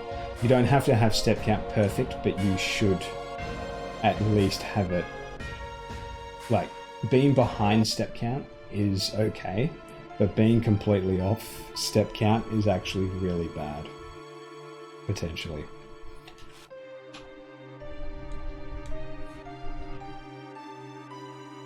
When you started learning this, yeah, you wouldn't really care about it, but this, getting through that screen is very step count dependent now. Right, so just first option to remove everyone's materia. Now, this is where step count starts paying off. If you get the next encounter after this first door, you're basically golden. You've got perfect step count. If you get it a bit earlier, it'll still work. For when we get to the first warp, and I explain why step count is so important. But you basically just want to get the encounter after the first door here, after this door at some point. But if you don't get it by the time you get to this door, then you need to force it, because there is such a thing as being too far ahead. So before you get to this door, run up and down until you force it.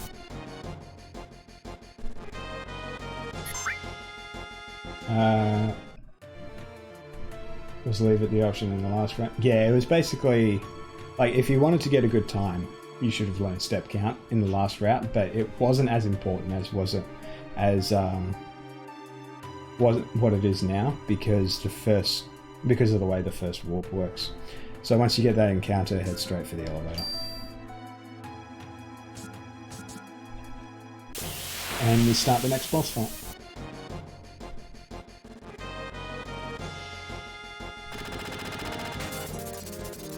And just hold up and circle for the start of this fight to queue up the grenades. Ah, Red actually got a first grenade off.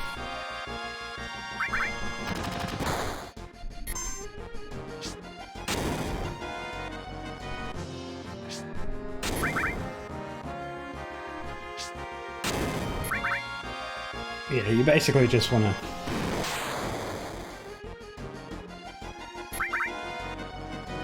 was leaving the... Oh, right, that materia. I think it depends on which route you were using. Some said remove, some said leave it. I always removed, because there's a slightly faster menu with Cloud. But there was another route that said leave it as is.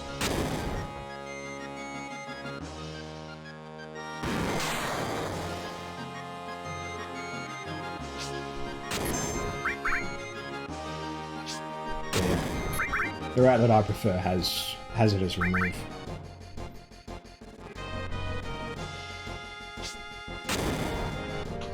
Because of the way I do apps.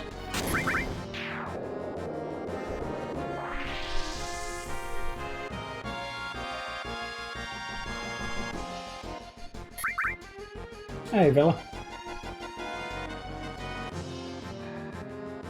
I do the material menu before medical, yeah.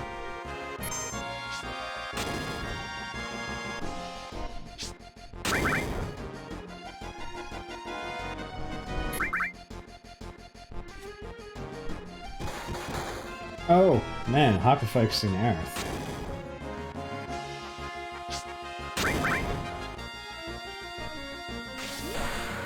I just realised doing a limit here is, I think, slightly faster, but it doesn't make too much difference. whether you grenade here or not.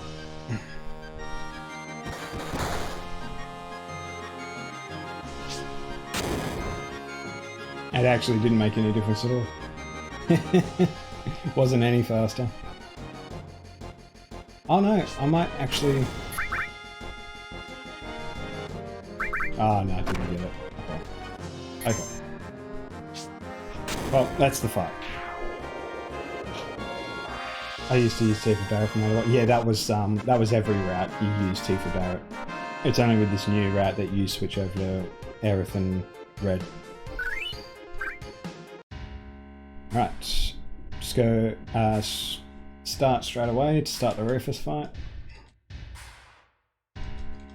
Now, there is a really like kind of swag strat, not really a swag strat because it actually does save time, but it's very risky. I'll go through it if it's possible to do, but basically Cloud has a Braver ready for this fight, so if Rufus gets a first turn, gets his turn before Dark Nation, you can go for a Braver against Dark Nation to kill him straight away because that Braver will take turn priority. If you roll a 140 or higher, you'll kill Dark Nation and you skip his barrier turn completely, and that's like a 3-second time save compared to a normal fight. But if Dark Nation goes first, there's no point to using Braver whatsoever. I'll just be using grenades. But in either situation, you always want to kill Dark Nation first.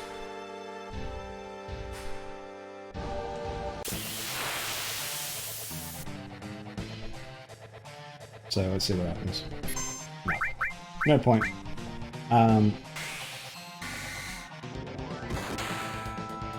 It's only worth it if Rufus goes first, because grenades are much more likely to kill Dark Nation than what Braver is.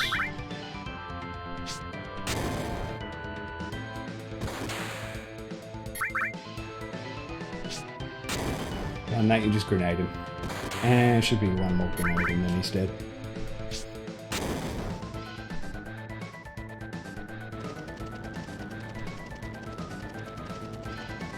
Yeah, you can lose time in stupid ways at this point of the run.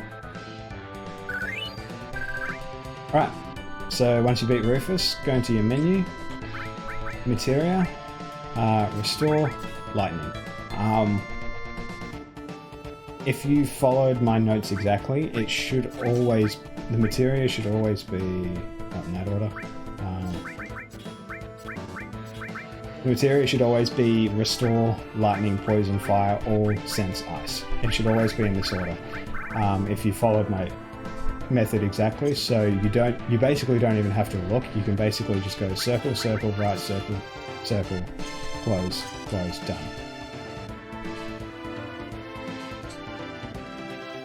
And as long as you're on step count at this point, you shouldn't get an encounter when Cloud's on his own. And then with Aerith, just get to the door. You don't need to do the save before Motor Ball anymore. So you don't need to do the elevator skip or do that save point.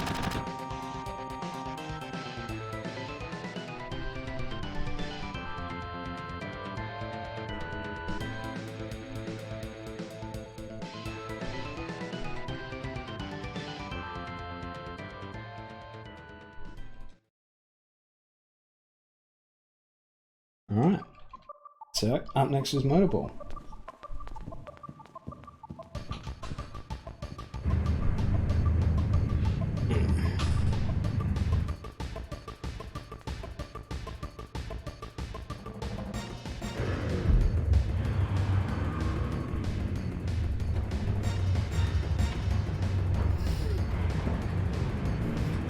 And just Pepe Jam to this.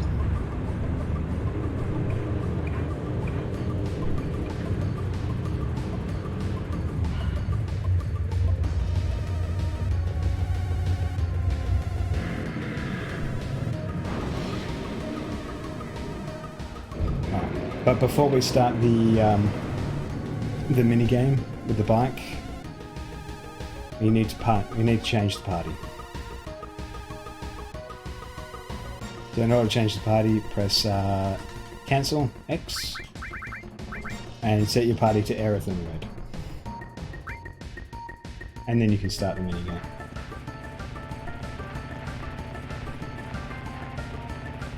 And when you do this mini game, just no way. Oh, I almost got 3 reds in a row. You want to get the red bikes because whenever you spam an attack, they're programmed to retreat away from you, so they will never actually hit the truck, hit you or the truck to drop your HP when you get to the motor ball. And just keep killing any orange or blues until you get those reds. And they actually behaved quite well today.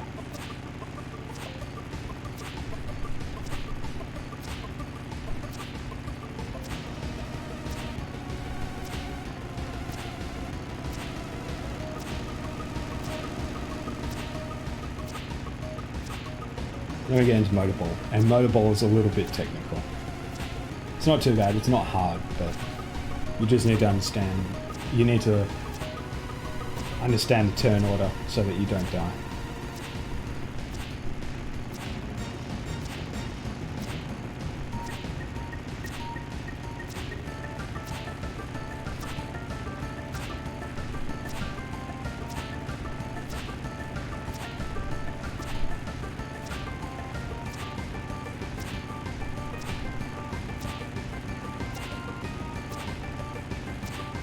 Swish, swish, swish, swish, swish, swish, swish, swish.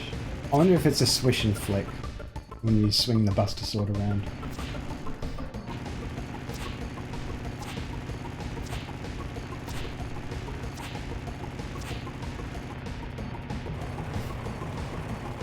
Gary. It's more of a swoosh. Okay. Motorball.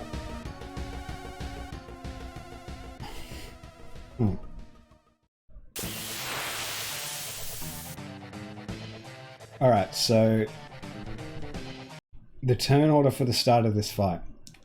Cloud does bolt, red grenade, Aerith grenade, in that order. That order is important. But yeah, it's Cloud bolt, red grenade, Aerith grenade.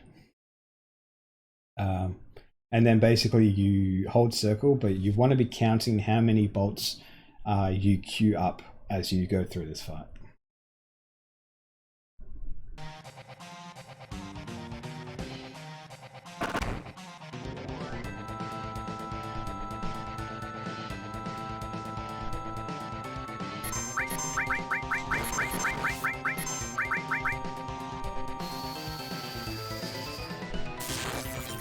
Good damage rolls.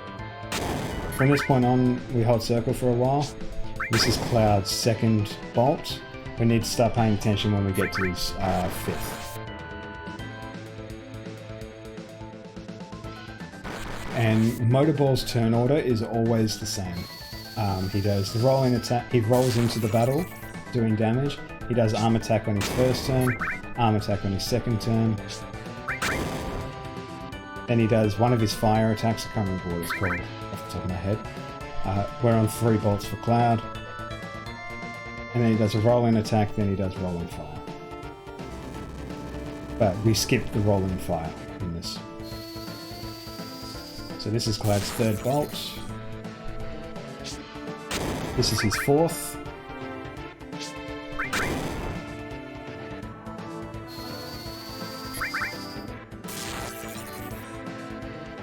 And this is his 5th. Okay, so as you queue up Cloud's 5th bolt, Motorball will do his rolling attack. From this point on, you stop holding circle. You don't enter more commands until a specific point. He does his rolling attack.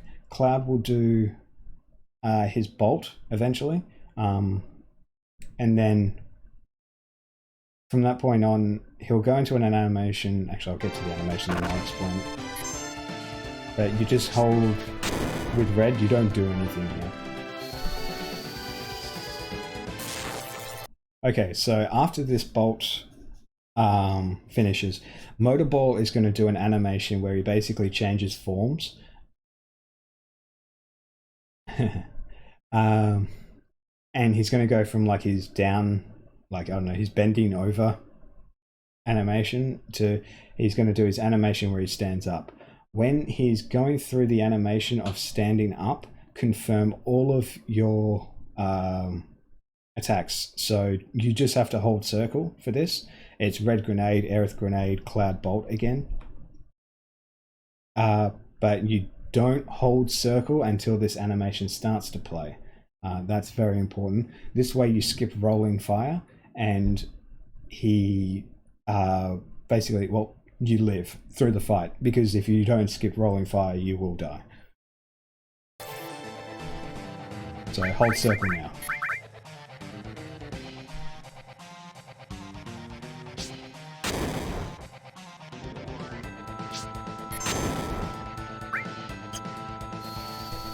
And from this point, he should be dead.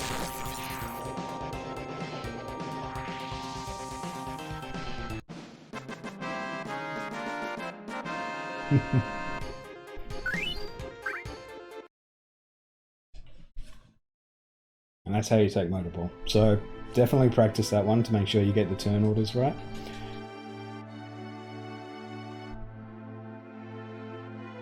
Because if you get it wrong, it's not a hard fight, but if you get it wrong, you will die.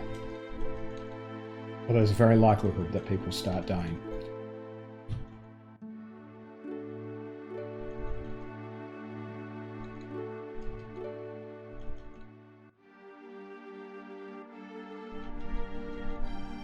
Disqualify Sephiroth, apparently. Okay, this is Barrett Skip, so I forgot that I was about to start it, so I just alt-tabbed out of the game.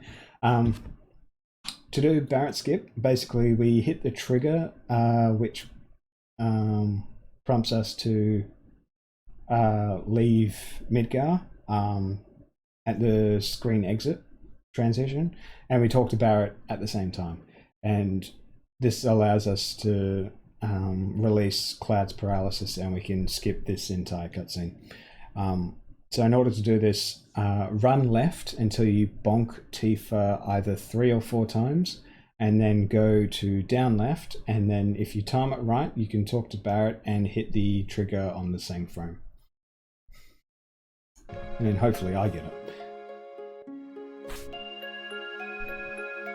Ah, just missed it. Alright, that's alright. There we go. Alright, so this is... You know you have it when Cloud runs back to this position and Barrett turns his character at the same time. When this happens, second option, and then you just mash through the rest of the text and hold X and down. Now, when we get to the world map, close the dialog box, go into the menu, item, tranquilize, everyone, guard source, Aerith. I'm not going to need to elixir here, but you shouldn't actually have to elixir here at all. You should be sitting at around about 50 MP. But the second elixir is basically...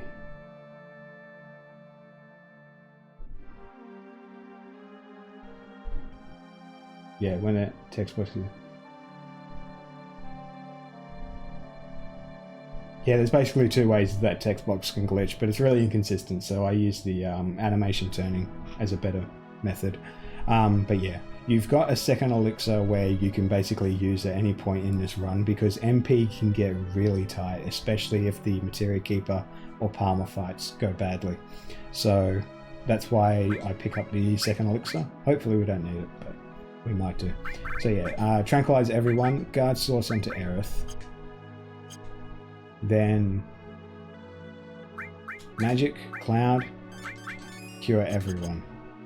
Go into status, check Aerith, Okay, Aerith's on 30, so I can do... Yeah. Now, I'll copy paste my notes into the chat here, if you're watching this on Twitch, where you can start looking at the menu options. But you need to put poison, fire, and all on either Aerith or Red. Who you put it on is determined by Aerith's stats. If Aerith has an attack stat of 28 or 29, poison, fire, and all need to go on Red.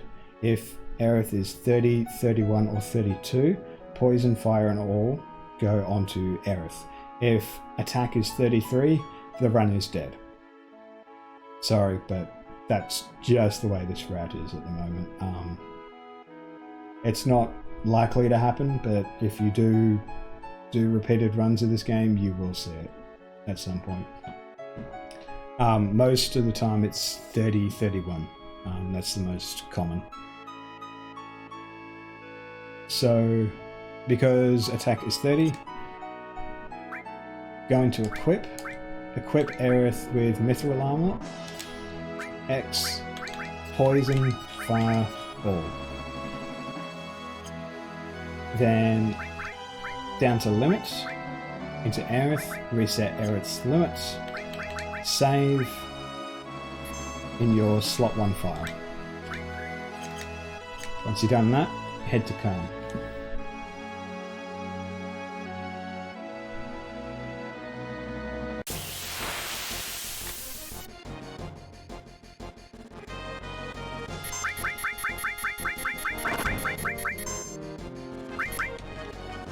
You.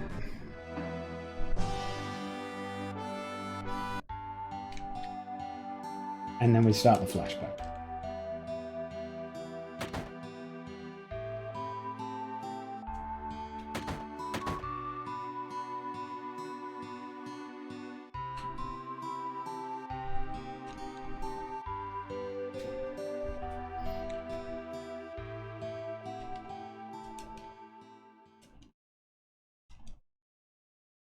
All right.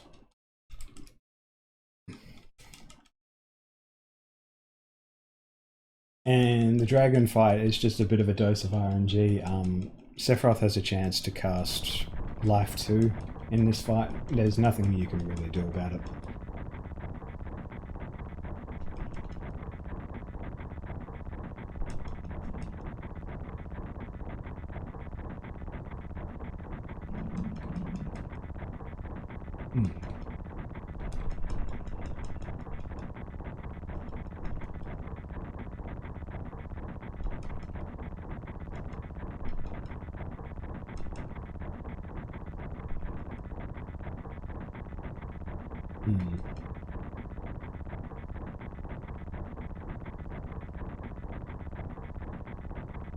This fight in my last round I took 50 hits. Epic.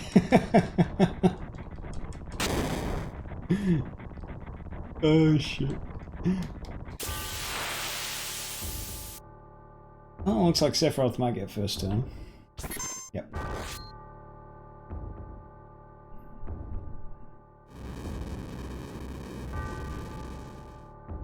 Rip.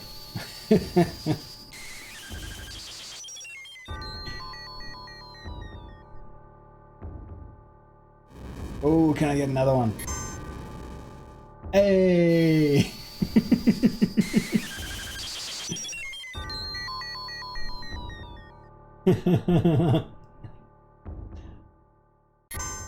Ah, it's over now.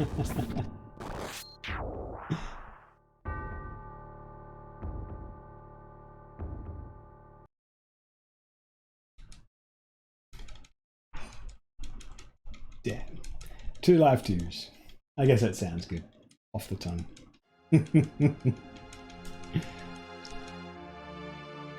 So, most fights you'll only get... you shouldn't get any life twos. Like, that is the average. You might get one if you're a little unlucky. Like, 2 or more is very bad. My record is 4.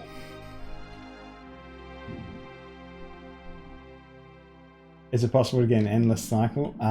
Well, mathematically it is possible, yes, but it's very unlikely.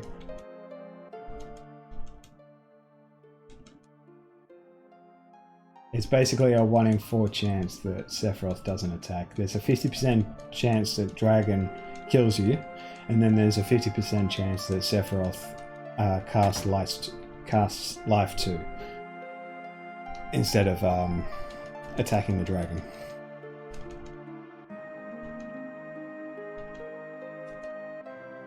So if Sephiroth gets the first fight, then there's only a 1 in 4 chance that you even get a Life 2. Cosmo, Barrett Skip manipulation levels of RNG. Alright, talk to Sephiroth, 4 boxes. Second option. Okay. Talk to Sephiroth. We don't do no photo skip.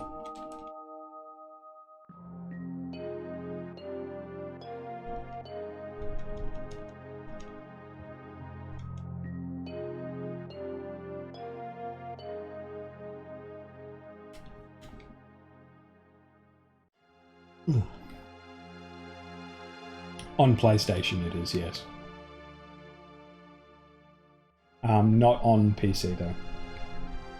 Photo skip causes a soft lock in one of the cutscenes on PC.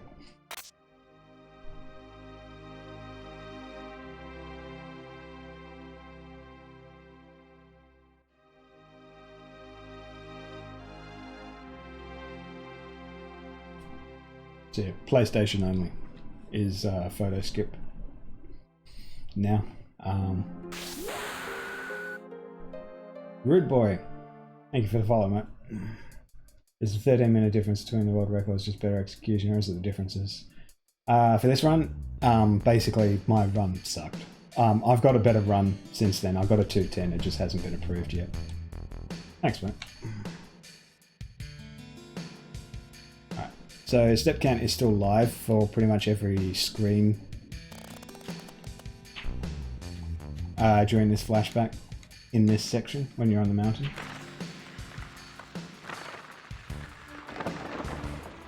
Oh, 30 minutes difference. 13 minutes difference. No, there's only like 2 minutes between me and Wally. Did you hear about the new skip at Shinra Manor? Yes, this is why I'm doing it. This is why I'm doing a tutorial, because the entire route has changed.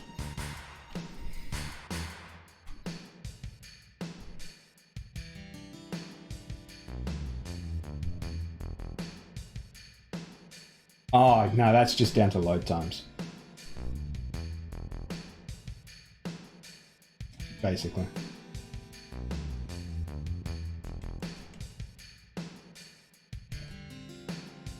Alright, so go through this screen as quickly as possible. Yeah. I saved once, I think, during that run, before Diamond Weapon.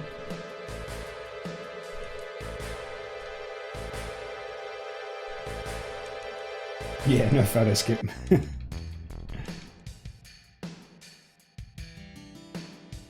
Is there a Discord for FF7 speedrunning? There's a Discord for FF speedruns in general, and there's a channel for each game. So, hang on. Let me find that invite for you.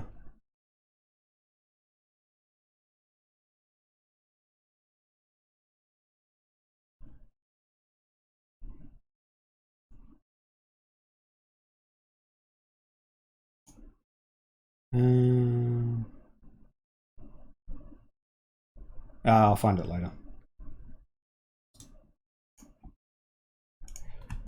Yeah.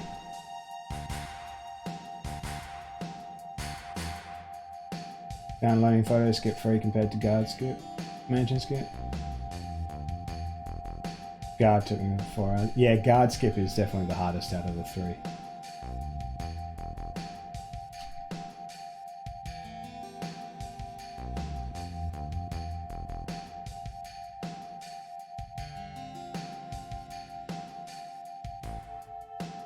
'Cause, yeah, there's a lot. It's pretty tricky to get into that one spot. There is only one subpixel location that actually works. Alright, so for this screen, basically hold run and basically just like I roll my thumb across up and right, up and upright, and that gets me on the stairs first time.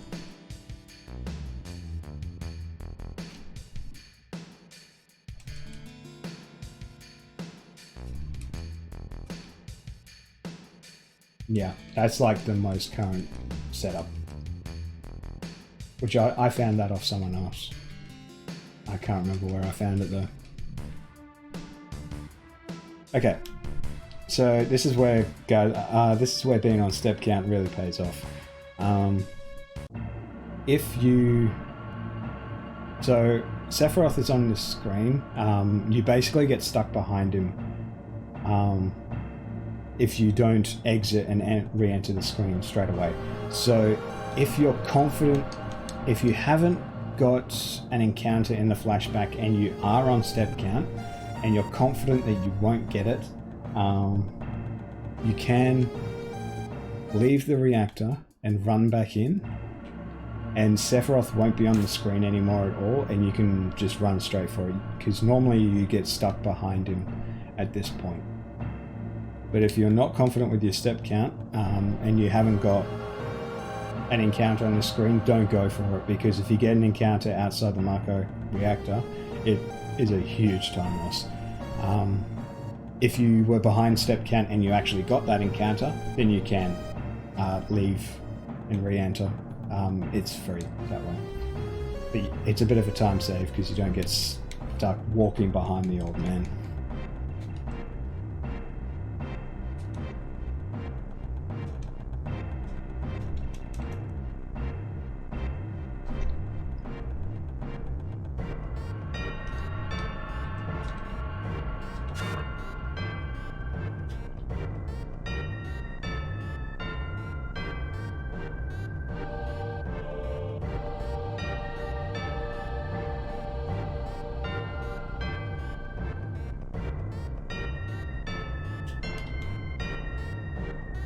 Mr. Spidey.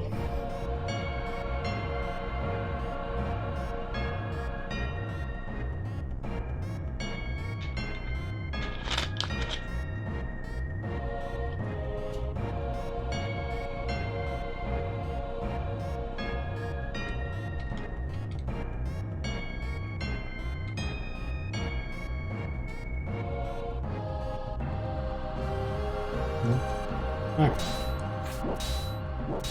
Yeah, it's fun. As long as, if it's relevant, I don't care.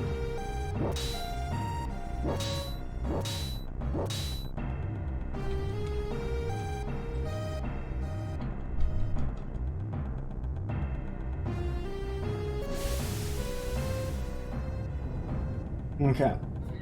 So this is the end of the first part of the flashback. Once we reach the end of this first part, the first half, we're going to save the game and then immediately Alt F4.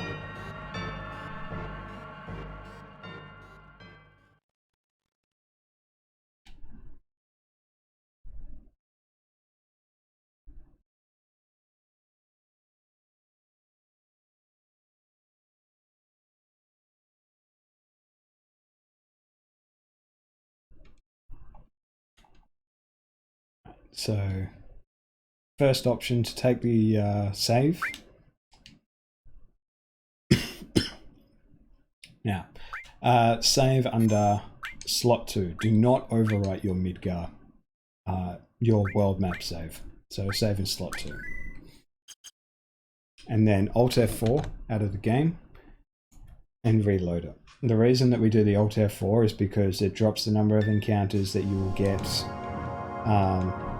from 2 to 1 for this next warp.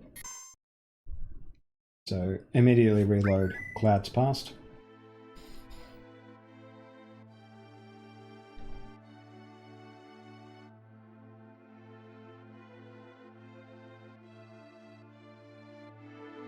And then we do Mansion Skip.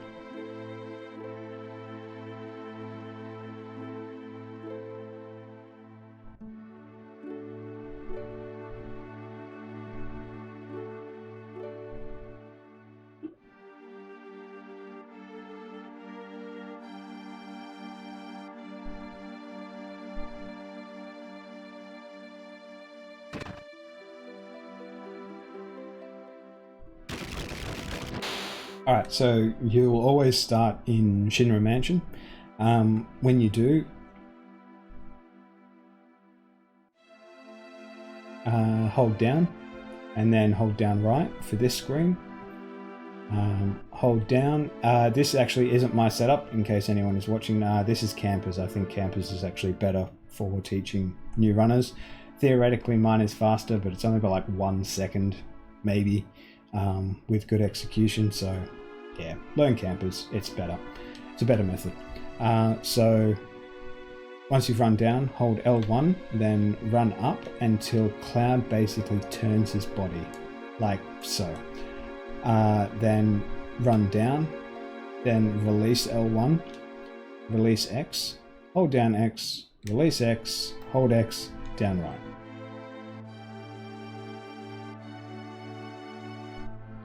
Okay.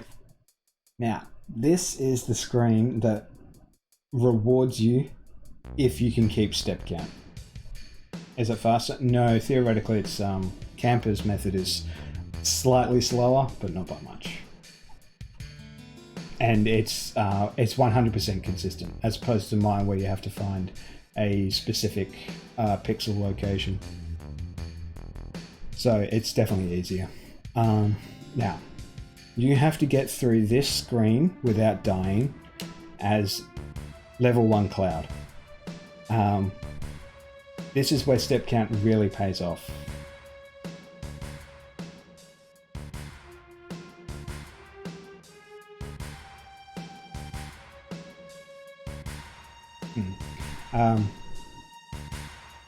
Now, if you have managed to keep step count, or even if you're behind step count, you should only get 1 encounter on this screen.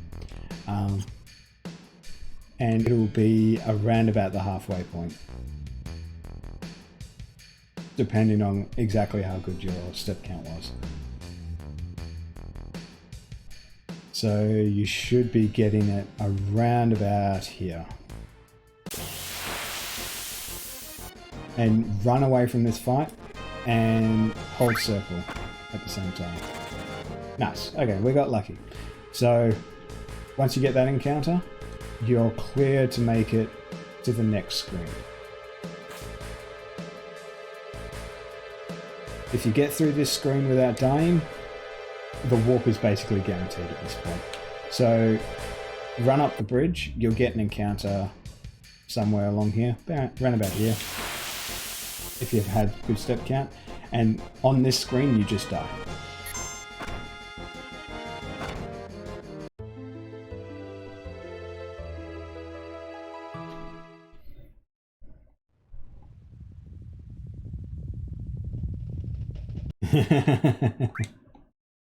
Okay. Once you die, don't alt F4 the game. Just let the game go to game over, and then load the Midgar save. And then when you load the Midgar save, the best place to get an encounter, it seems, is on the beach. This needs more. This is going to be looked at a lot more. Nice. 2 wolves is actually pretty damn good. So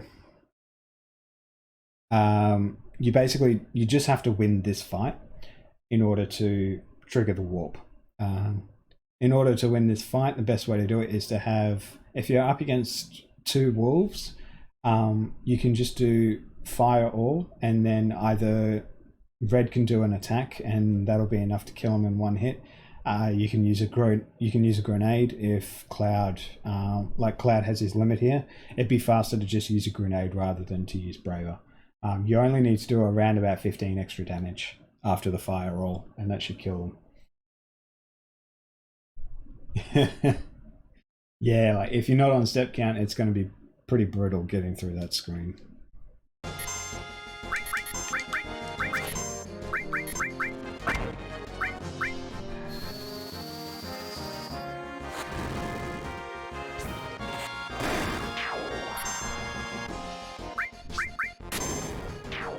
Okay, and when you win this fight, you get your victory fanfare, and then you warp.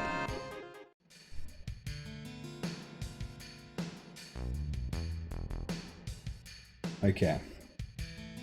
Head straight to the save point. Go into your menu. Now, if Cloud and Red are below 90% HP, they need to be healed. If Aerith has lost any HP at all, you need to heal her.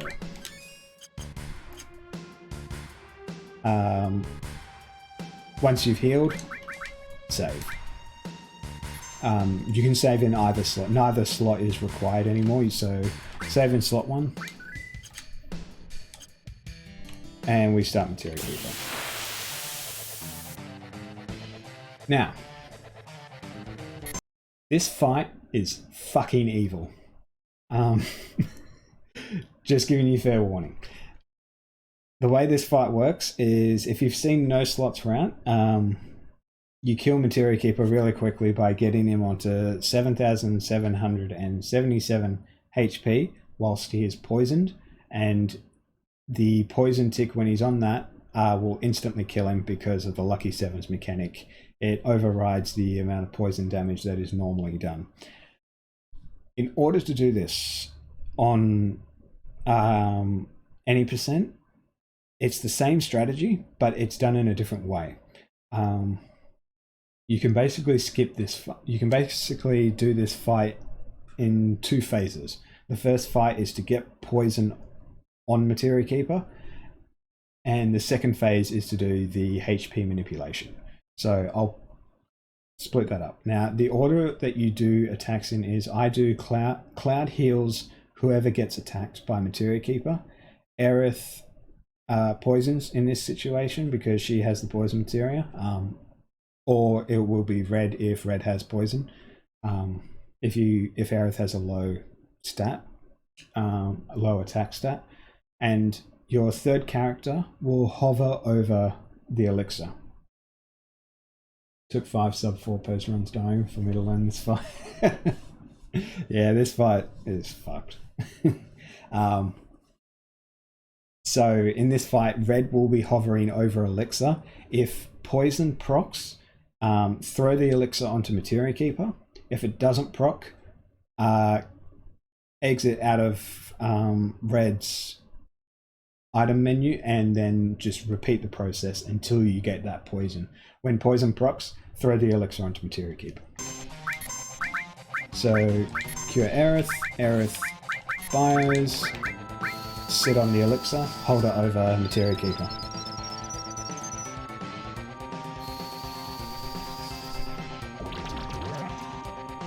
Alright, doesn't proc.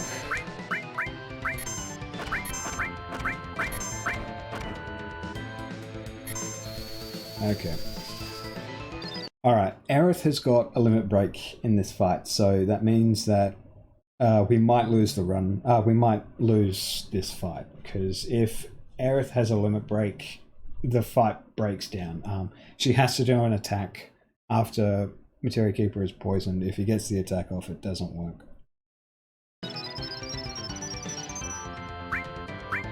So if poison procs here... Okay, good.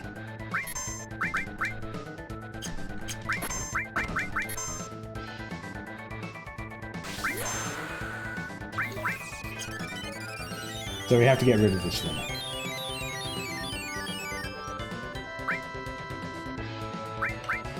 Man, he's really going for it. Alright, well, I wasted a cure, but that's fine.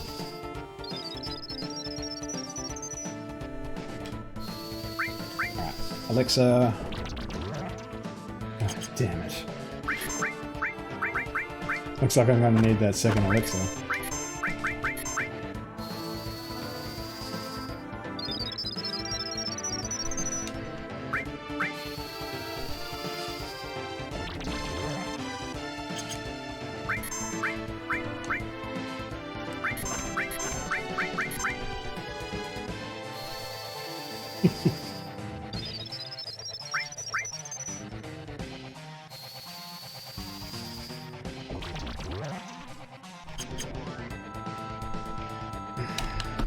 Cloud's out of MP. So just Alt F4. That's pretty unlucky. So I'll give it another go.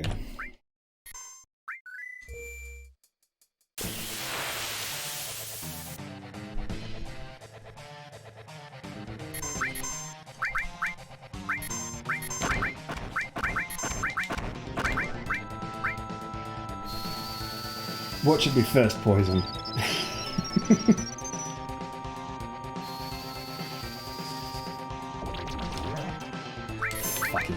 Okay, so once poison procs, red confirms the elixir thrown onto Materia Keeper.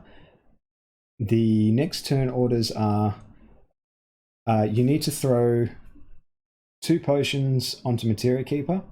Aerith needs to attack. Aerith is always the one that attacks, and your other 2 characters throw 1 potion each, and then you throw a high potion onto him last. Make sure the high potion is last, because if it overheals, then it breaks down the manipulation because it overheals and it doesn't work. So it's so the turn order is going to look like Cloud potions, Aerith attacks, red potions, and then Cloud will high potion most likely. The order of the first 3 turns doesn't really matter. The only important thing is that Aerith does the attack, and she does 13 damage, which is why you have to have a specific attack stat with Aerith at this point.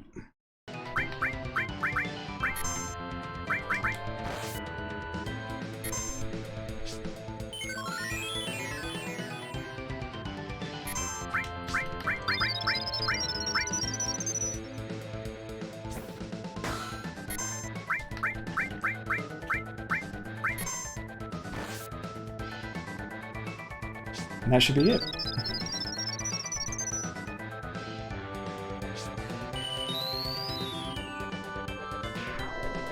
And that's how you do Materia Keeper.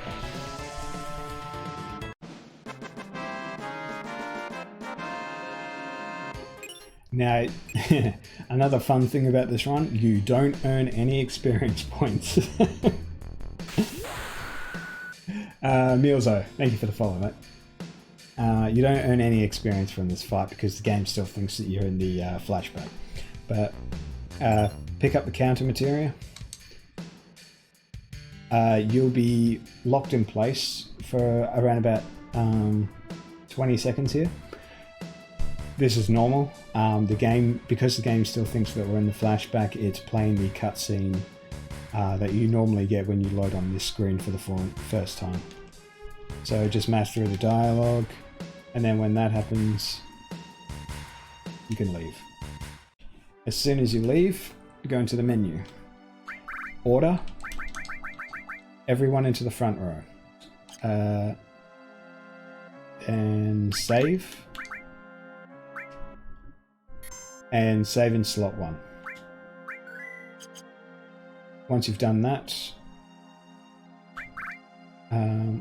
you can heal if you want to be safe. And keep in mind that MP is very tight for this run if you don't have that second elixir. So you don't really need to heal. Like there's only one encounter on the way to Rocket Town that's actually scary, and it's a pincer, so if you get it, you're dead anyway. So there isn't really much justification to healing here. But after you save, go into Materia. Aerith, take unequip, poison, fire, and all. You want to check those notes depending on who had poison, fire, and all. If red has poison equipped, you don't take poison off. But with Aerith, you take off everything. And that's it. Then you go to Rocket Town.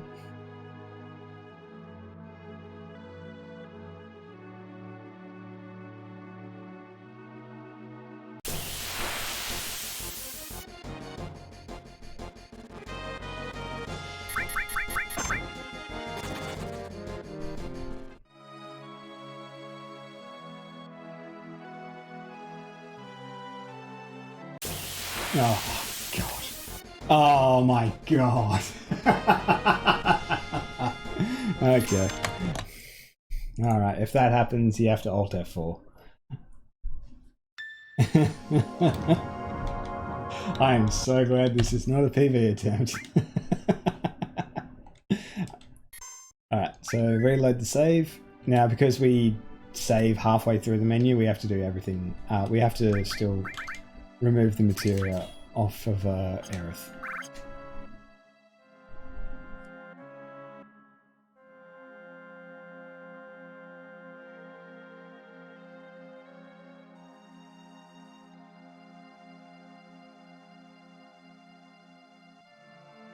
That save that you make, that is a mandatory save. It's not just for safety. It just happens to be in a nice spot.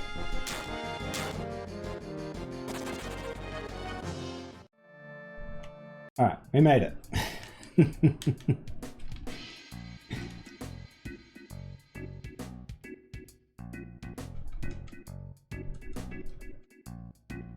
You can't even win that fight, even with cheats. Yeah, you won't be able to win that fight. You don't even have Yoshiyuki yet, so yeah, that fight is just an insta-rip. Alright, so go to the shop, go to the item shop, go sell item, sell all of the equipment. So talisman, bronze bangle, tech vest, star pendant, sell materia, sell the fire and the ore, and go into buy. Buy 11 high potions.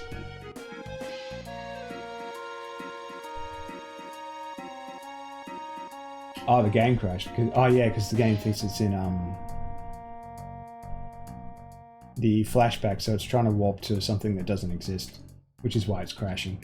So yeah, buy 11 high potions, then scroll down to, you shouldn't actually scroll down like that, R1, then down, and then buy time. If you had someone die on the way, buy a Phoenix down. As well, and you actually don't have enough.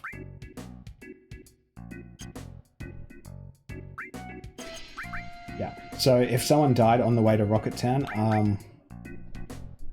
only Cloud or Red. If Aerith dies on the way to Rocket Town, it actually doesn't matter.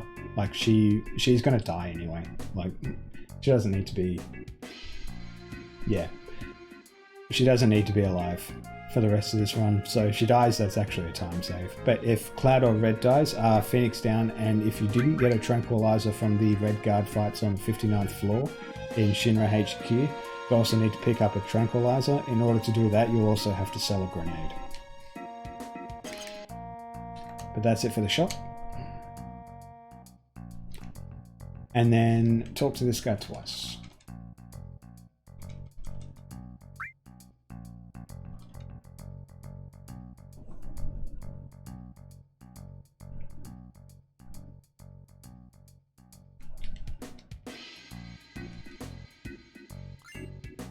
Right, so that's the Yoshiyuki. Now we do a menu.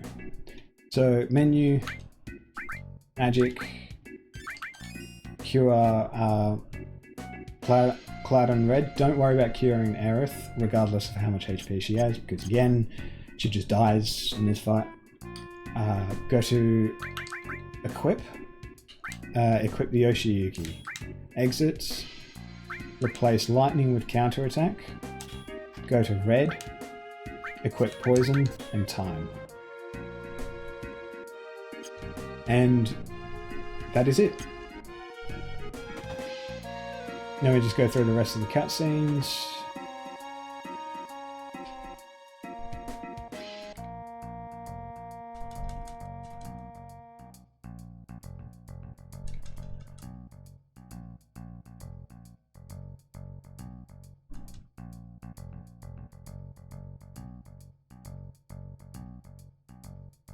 Alright. Once you're done with that one, head up to the rocket.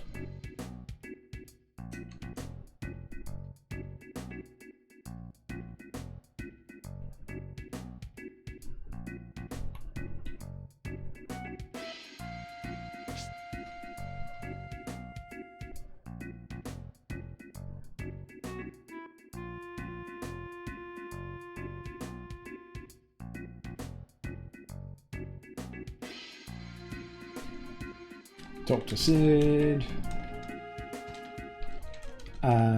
X and circle at the name prompt. And then just mash.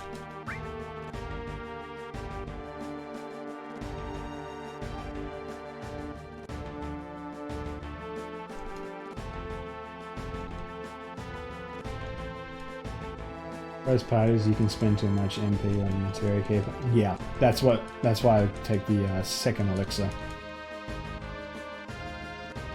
Because if red is the one casting poison on the Materia Keeper, things can get really tight. Right. After Sid goes all sad. So yeah, if red is the poison caster for Materia Keeper, then it gets pretty tight on MP. Because he doesn't get that level up.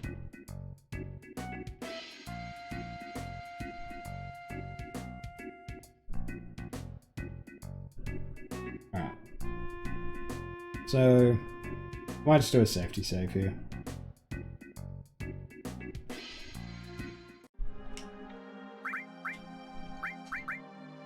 If you want a safety save here, safety save in slot 2. But Palmer's not too hard. No, it's not unlikely you won't poison Palmer even with full MP. Yeah. So once you re-enter this house, you are locked into fighting Palmer. You can't save before this point. So if you want to do a safety save before Palmer, then where I did is the best place to do it in the storyline.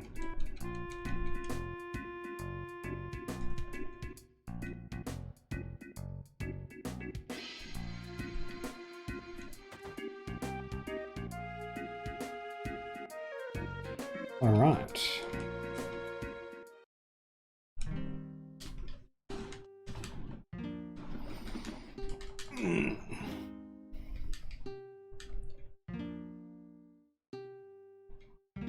Oh, I should have ran live split with this so I know how slow I'm going. Yeah, there's nothing particularly interesting in this cutscene, so I'll cut it down in the VOD.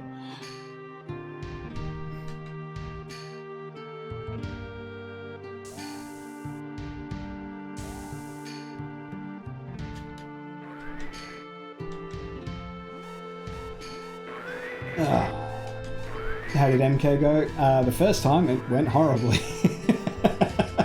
Second time, first poison.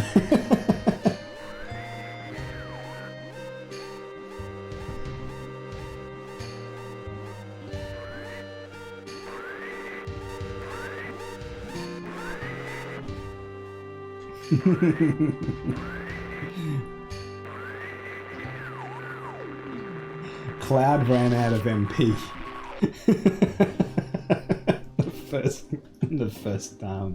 in the first try.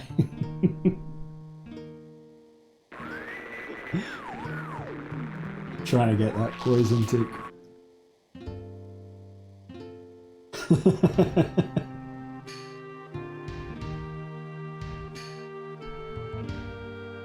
Gotta love this category, man.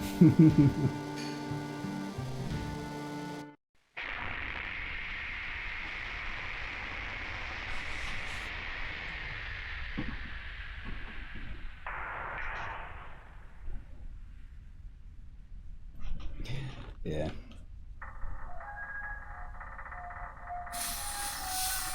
Yeah, this is your last break in the speed run. It's about a minute long.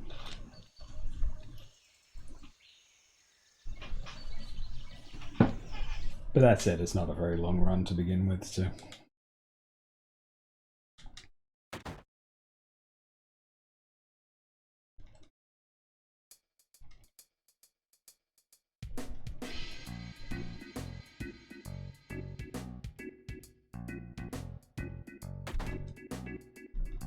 Right.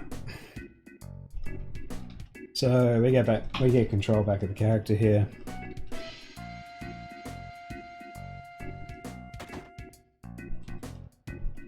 Get out of the way, you fat fuck. Don't call me fat. Right.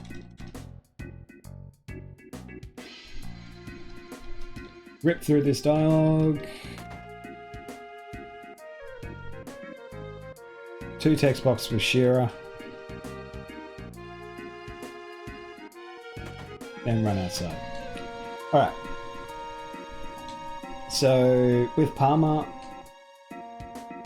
It's kind of similar to Materia Keeper, but there's no HP manipulation in this fight. You want to proc poison.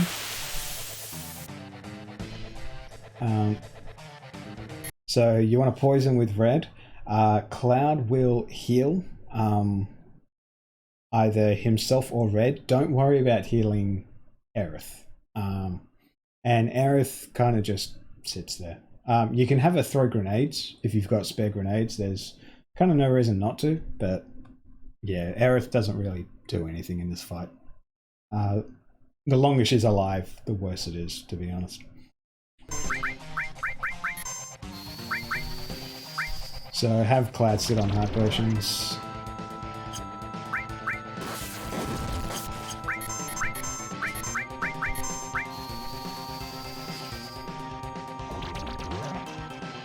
Cool.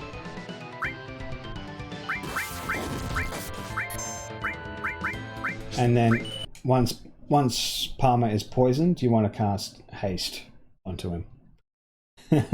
I know, now I get first bios.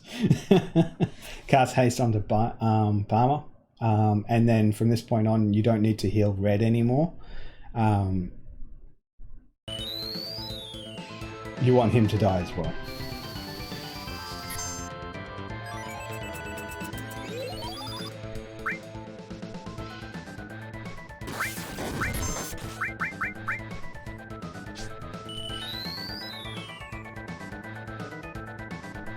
But using limits is actually a good idea because the ATB on poison is always progressing. So I am still getting those poison ticks adding up while I'm doing limits. The limits themselves don't do much damage, but getting those poison ticks is actually very beneficial because that's what does 90% of the damage in this fight.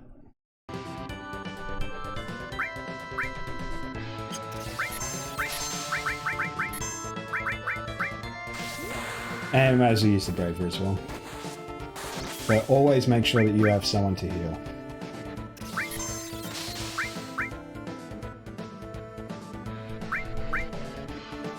And then when you've got two characters dead,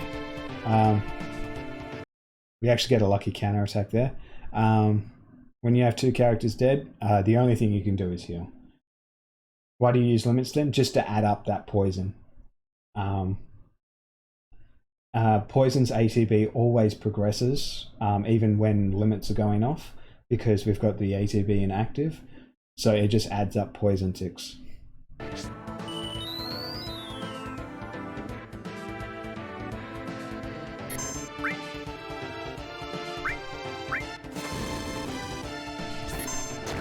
And we get another counter!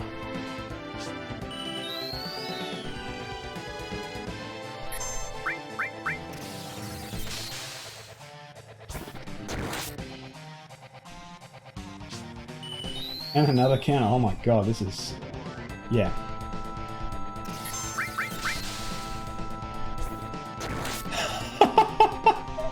I've never seen 4 counterattacks that hit.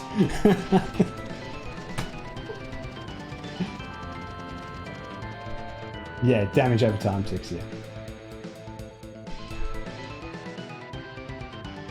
So yeah, like you'll see in some of those animations that you'll get 2 ticks of 187 damage.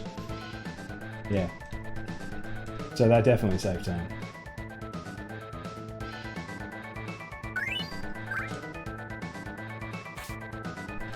Alright, mash through this text and you get... I actually completely forgot about this break.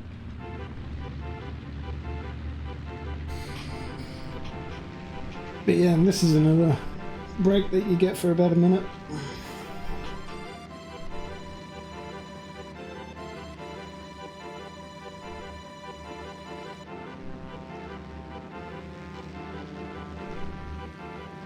How long have I been going for? 3 hours. Yeah, I mean, with explaining things, I think it's... if someone's able to do everything in this run, they could get a sub 230 easily.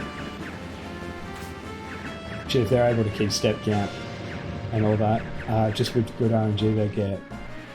I played back row strat. Yeah, I'm doing front row strat now. because it's faster for two reasons. It's faster for the Palmer fight, but you also die faster when you set up the second warp. That's the second reason why I do it.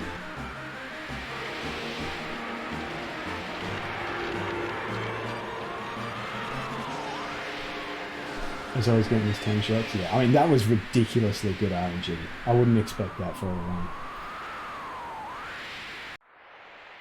But yeah, if you're in front row, you'll be doing 300 damage a hit with Cloud.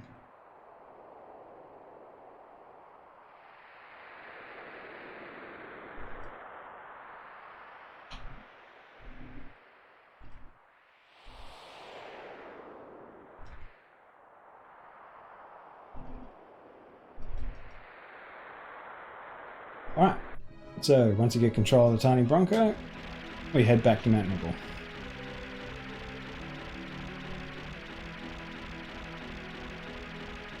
Park on the left side. Exit the tiny Bronco. Menu. I'd say if you haven't used the elixir at this point, this would be a pretty good point to use it. But if you've already used it, you can just use a high potion. It's not a big deal. And then save. And save in slot 2. And then once you've done that, Alt F4 out of the game.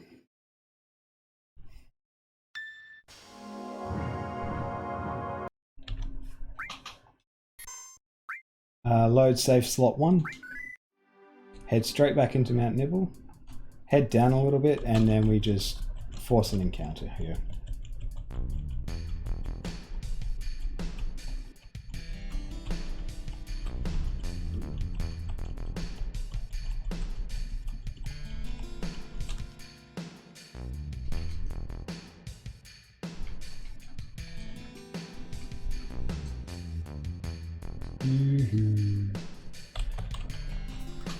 Oh, I'm so much better doing this with my right hand.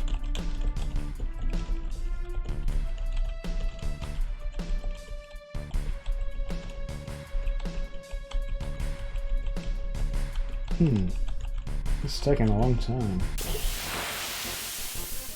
Maybe that's too far ahead of step now or something. Alright. Fire all, queue up any grenades, put them on your characters with high HP.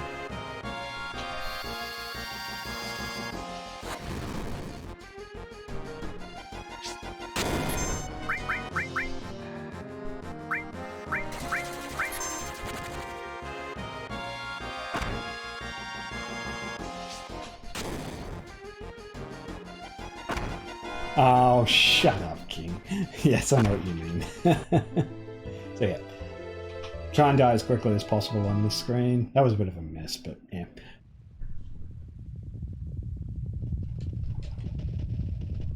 Okay. So after your game over, load save slot 2. Yeah. I had a mental blank there for a second. And make sure you're healed if you forgot to heal. You need to be on full health for this part. And then just run around the screen until you get an encounter. Now, there's 2 types of fights that you want to get, and this is not one of them. You either want to get the purple guy on his own, or 2 wolves. The purple guy and 2 wolves will absolutely wreck you. So don't even bother.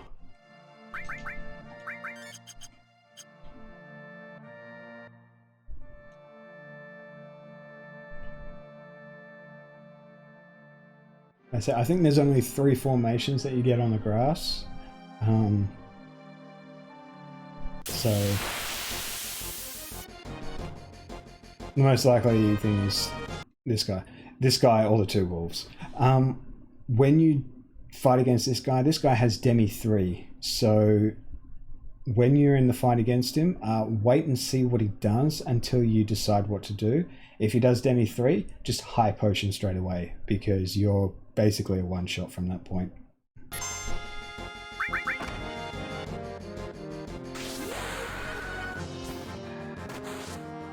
And it's 3 attacks / bravers to kill him.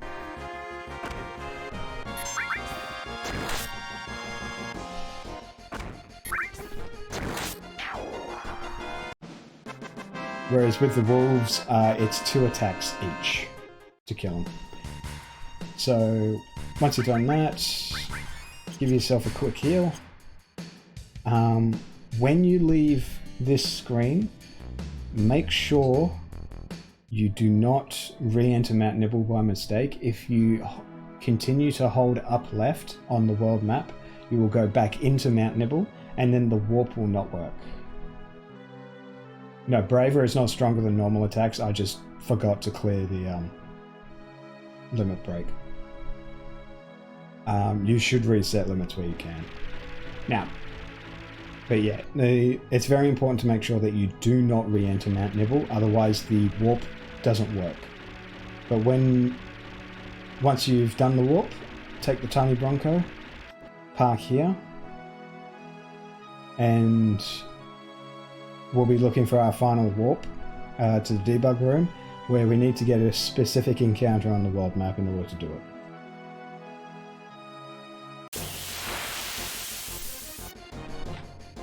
And this is not it.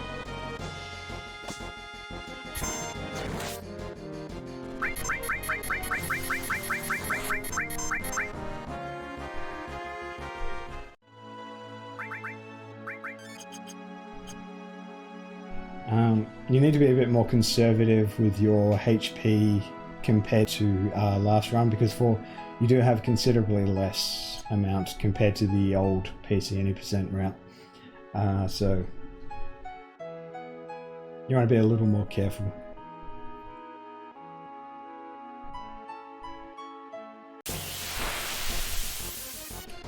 No.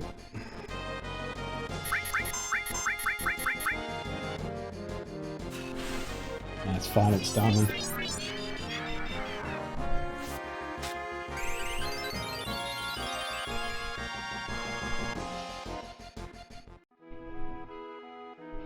So that's not the encounter either. The encounter you're looking for is 3 Spencers and a flat beat.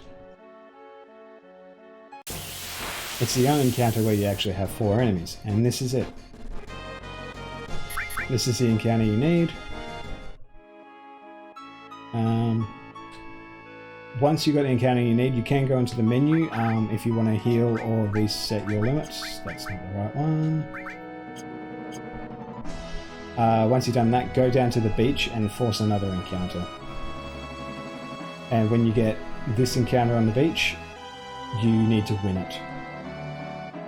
And that'll trigger the final warp to the debug room.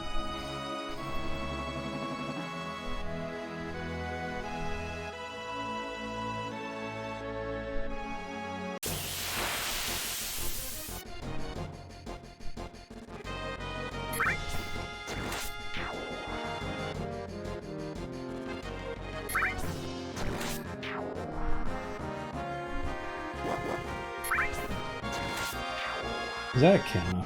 No, it wasn't. Alright. Now, if you're learning this run for the first time, write this down, because this gets weird.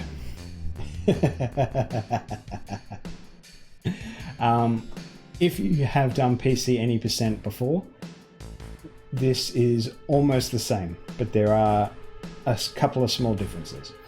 The first difference is what you do first. You run up to Aerith, party, first option, Cloud, Sid, Vincent.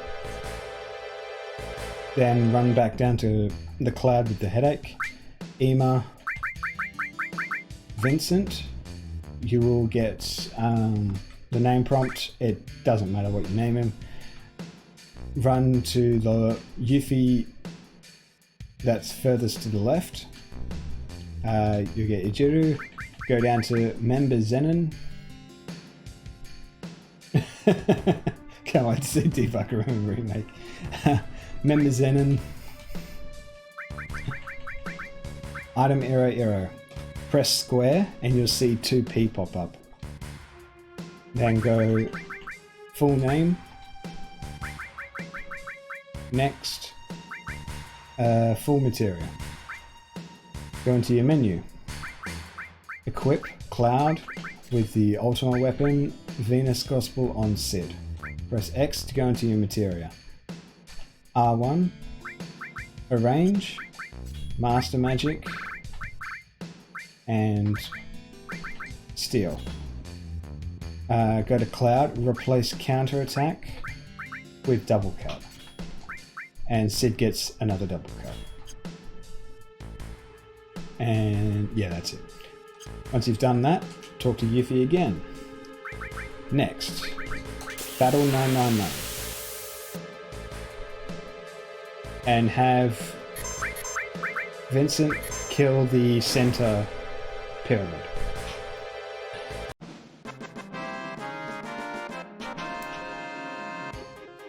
And you get 500,000 experience points and 10,000 AP. If you don't touch the cloud in the center, Vincent won't be available in battles. Even though you have in the menu. That's correct, King. Yes. You have to initialize the character in order to be able to use him in battles. Repeat.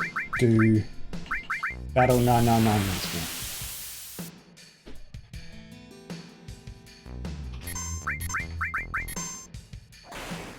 The reason that you use Vincent to kill the pyramids is because he has the fastest attack animation, whereas the other two have double cut, which takes longer.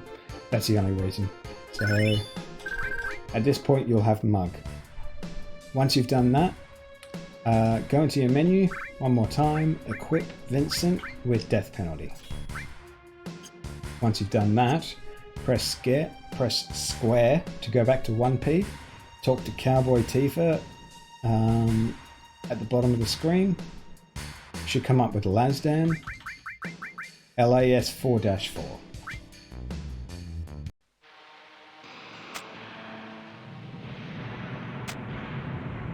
And now you get to play the ending of Advent Children.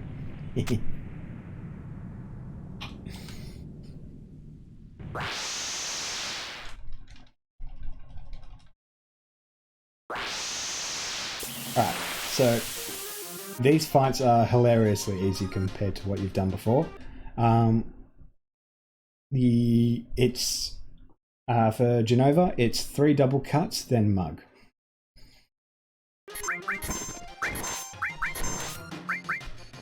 Line up Mug, 3rd double cut, Mug.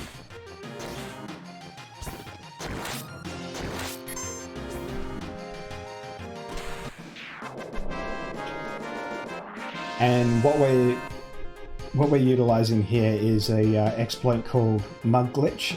There's a glitch with Vincent when he mugs when he has a rifle equipped that skips the next queued animation in the battle. This is why we use Mug to kill the enemy when we for our turn order. This skips the death animations for all 3 of the bosses. Genova, you don't save that much time, but Bizarro, you save a fair amount of time, and Safer, you save a lot of time to get Mug Glitch because he's got his whole death into 1,000 triangles kind of thing. Why do we need full name mode to skip text boxes? No, full name for some reason puts certain equipment, like coded equipment, onto the characters so that they earn double experience. It's what you need so Vincent has double growth on his weapon, so you can learn Mug in 2 battles. It's very odd. I don't know what the hell full name is about, like what its function is, but yeah, you actually do need to do it. Very strange. I think that's the reason, if I remember rightly, because Member Zenon and Item Era give you the best, best stats and best equipment in the game. But the best, like Ultimate Weapon and Venus Gospel have, and Death Penalty is an important one. Death Penalty has a 0 growth rate, so you need to learn Mug.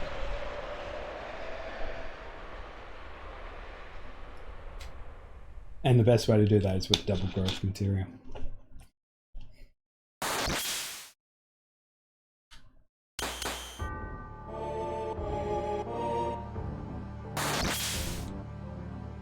It's called like the Plus Parade or something like that. It's like it's a piece of equipment that's really random.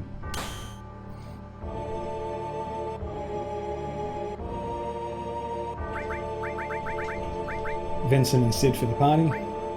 Exit the menu. Confirm.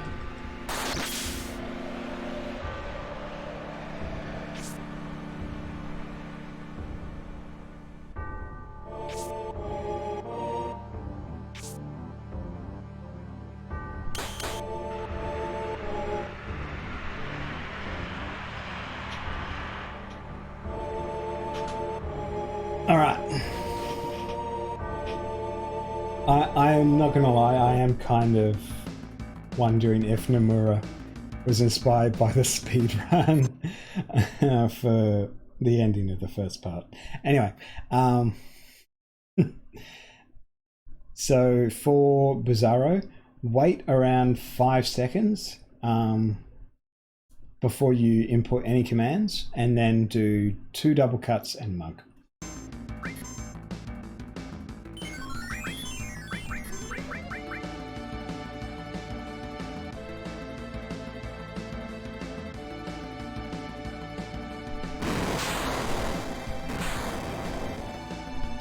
That's a little bit monka.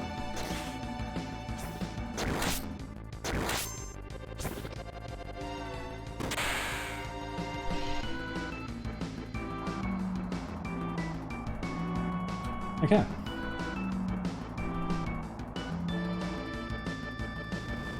And then we transition straight to Safer.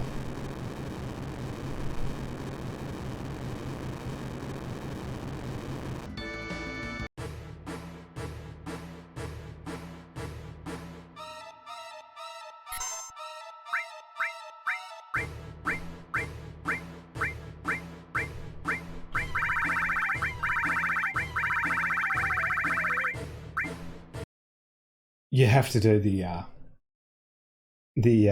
music thing. I want to hear songs, man. So make sure Sephiroth gets wall off first. Then it's D barrier, 4 double cuts, and mug. So yeah, D barrier. That's 2 of the 4 double cuts.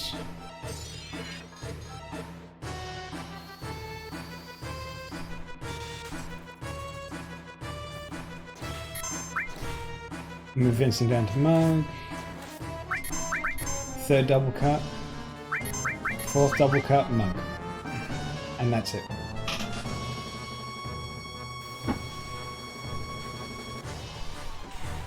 Oh god.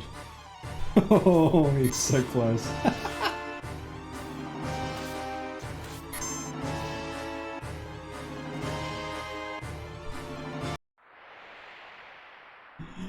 Good thing Genova only got 1 turn. Imagine getting Supernova here. What are you skipping with that first mug? You mean in Safer Sephiroth? No, his death animation. So like normally when you defeat Sephiroth, Safer Sephiroth, he like kind of just like transition off into a bunch of like triangles in like a really, really long death animation. That's what you skip with mug. And the same thing with Bizarro. You skip Bizarro Sephiroth's death animation as well. It's nowhere near as long as Safer's, but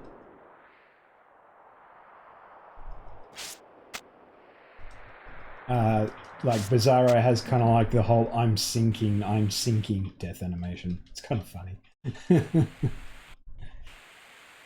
But yeah, I mean, if you check out any No Slots run, you'll see the proper death animation for Safer. They don't skip that in No Slots. Alright. Yeah, very... Yeah, you only use mug once per fight.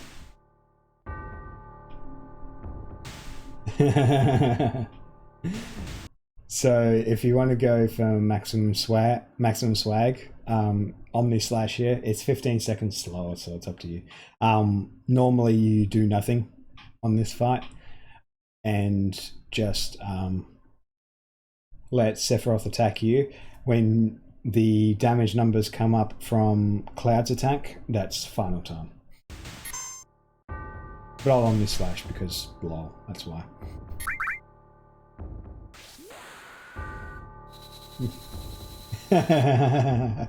I do Omni Slash because Omni Slash looks good.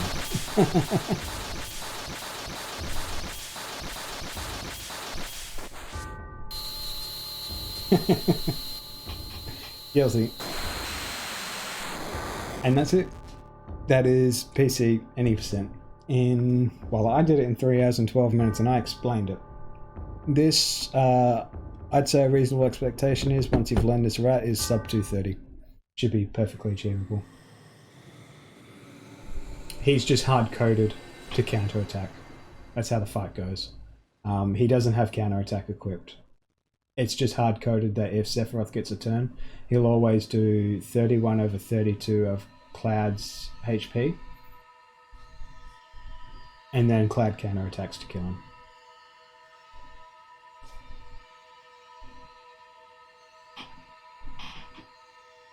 Universal record!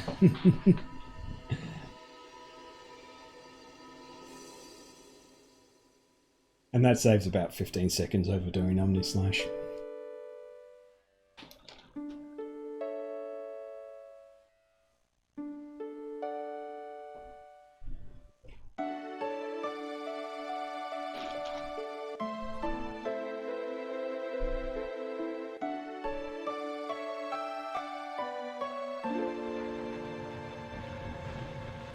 Alright.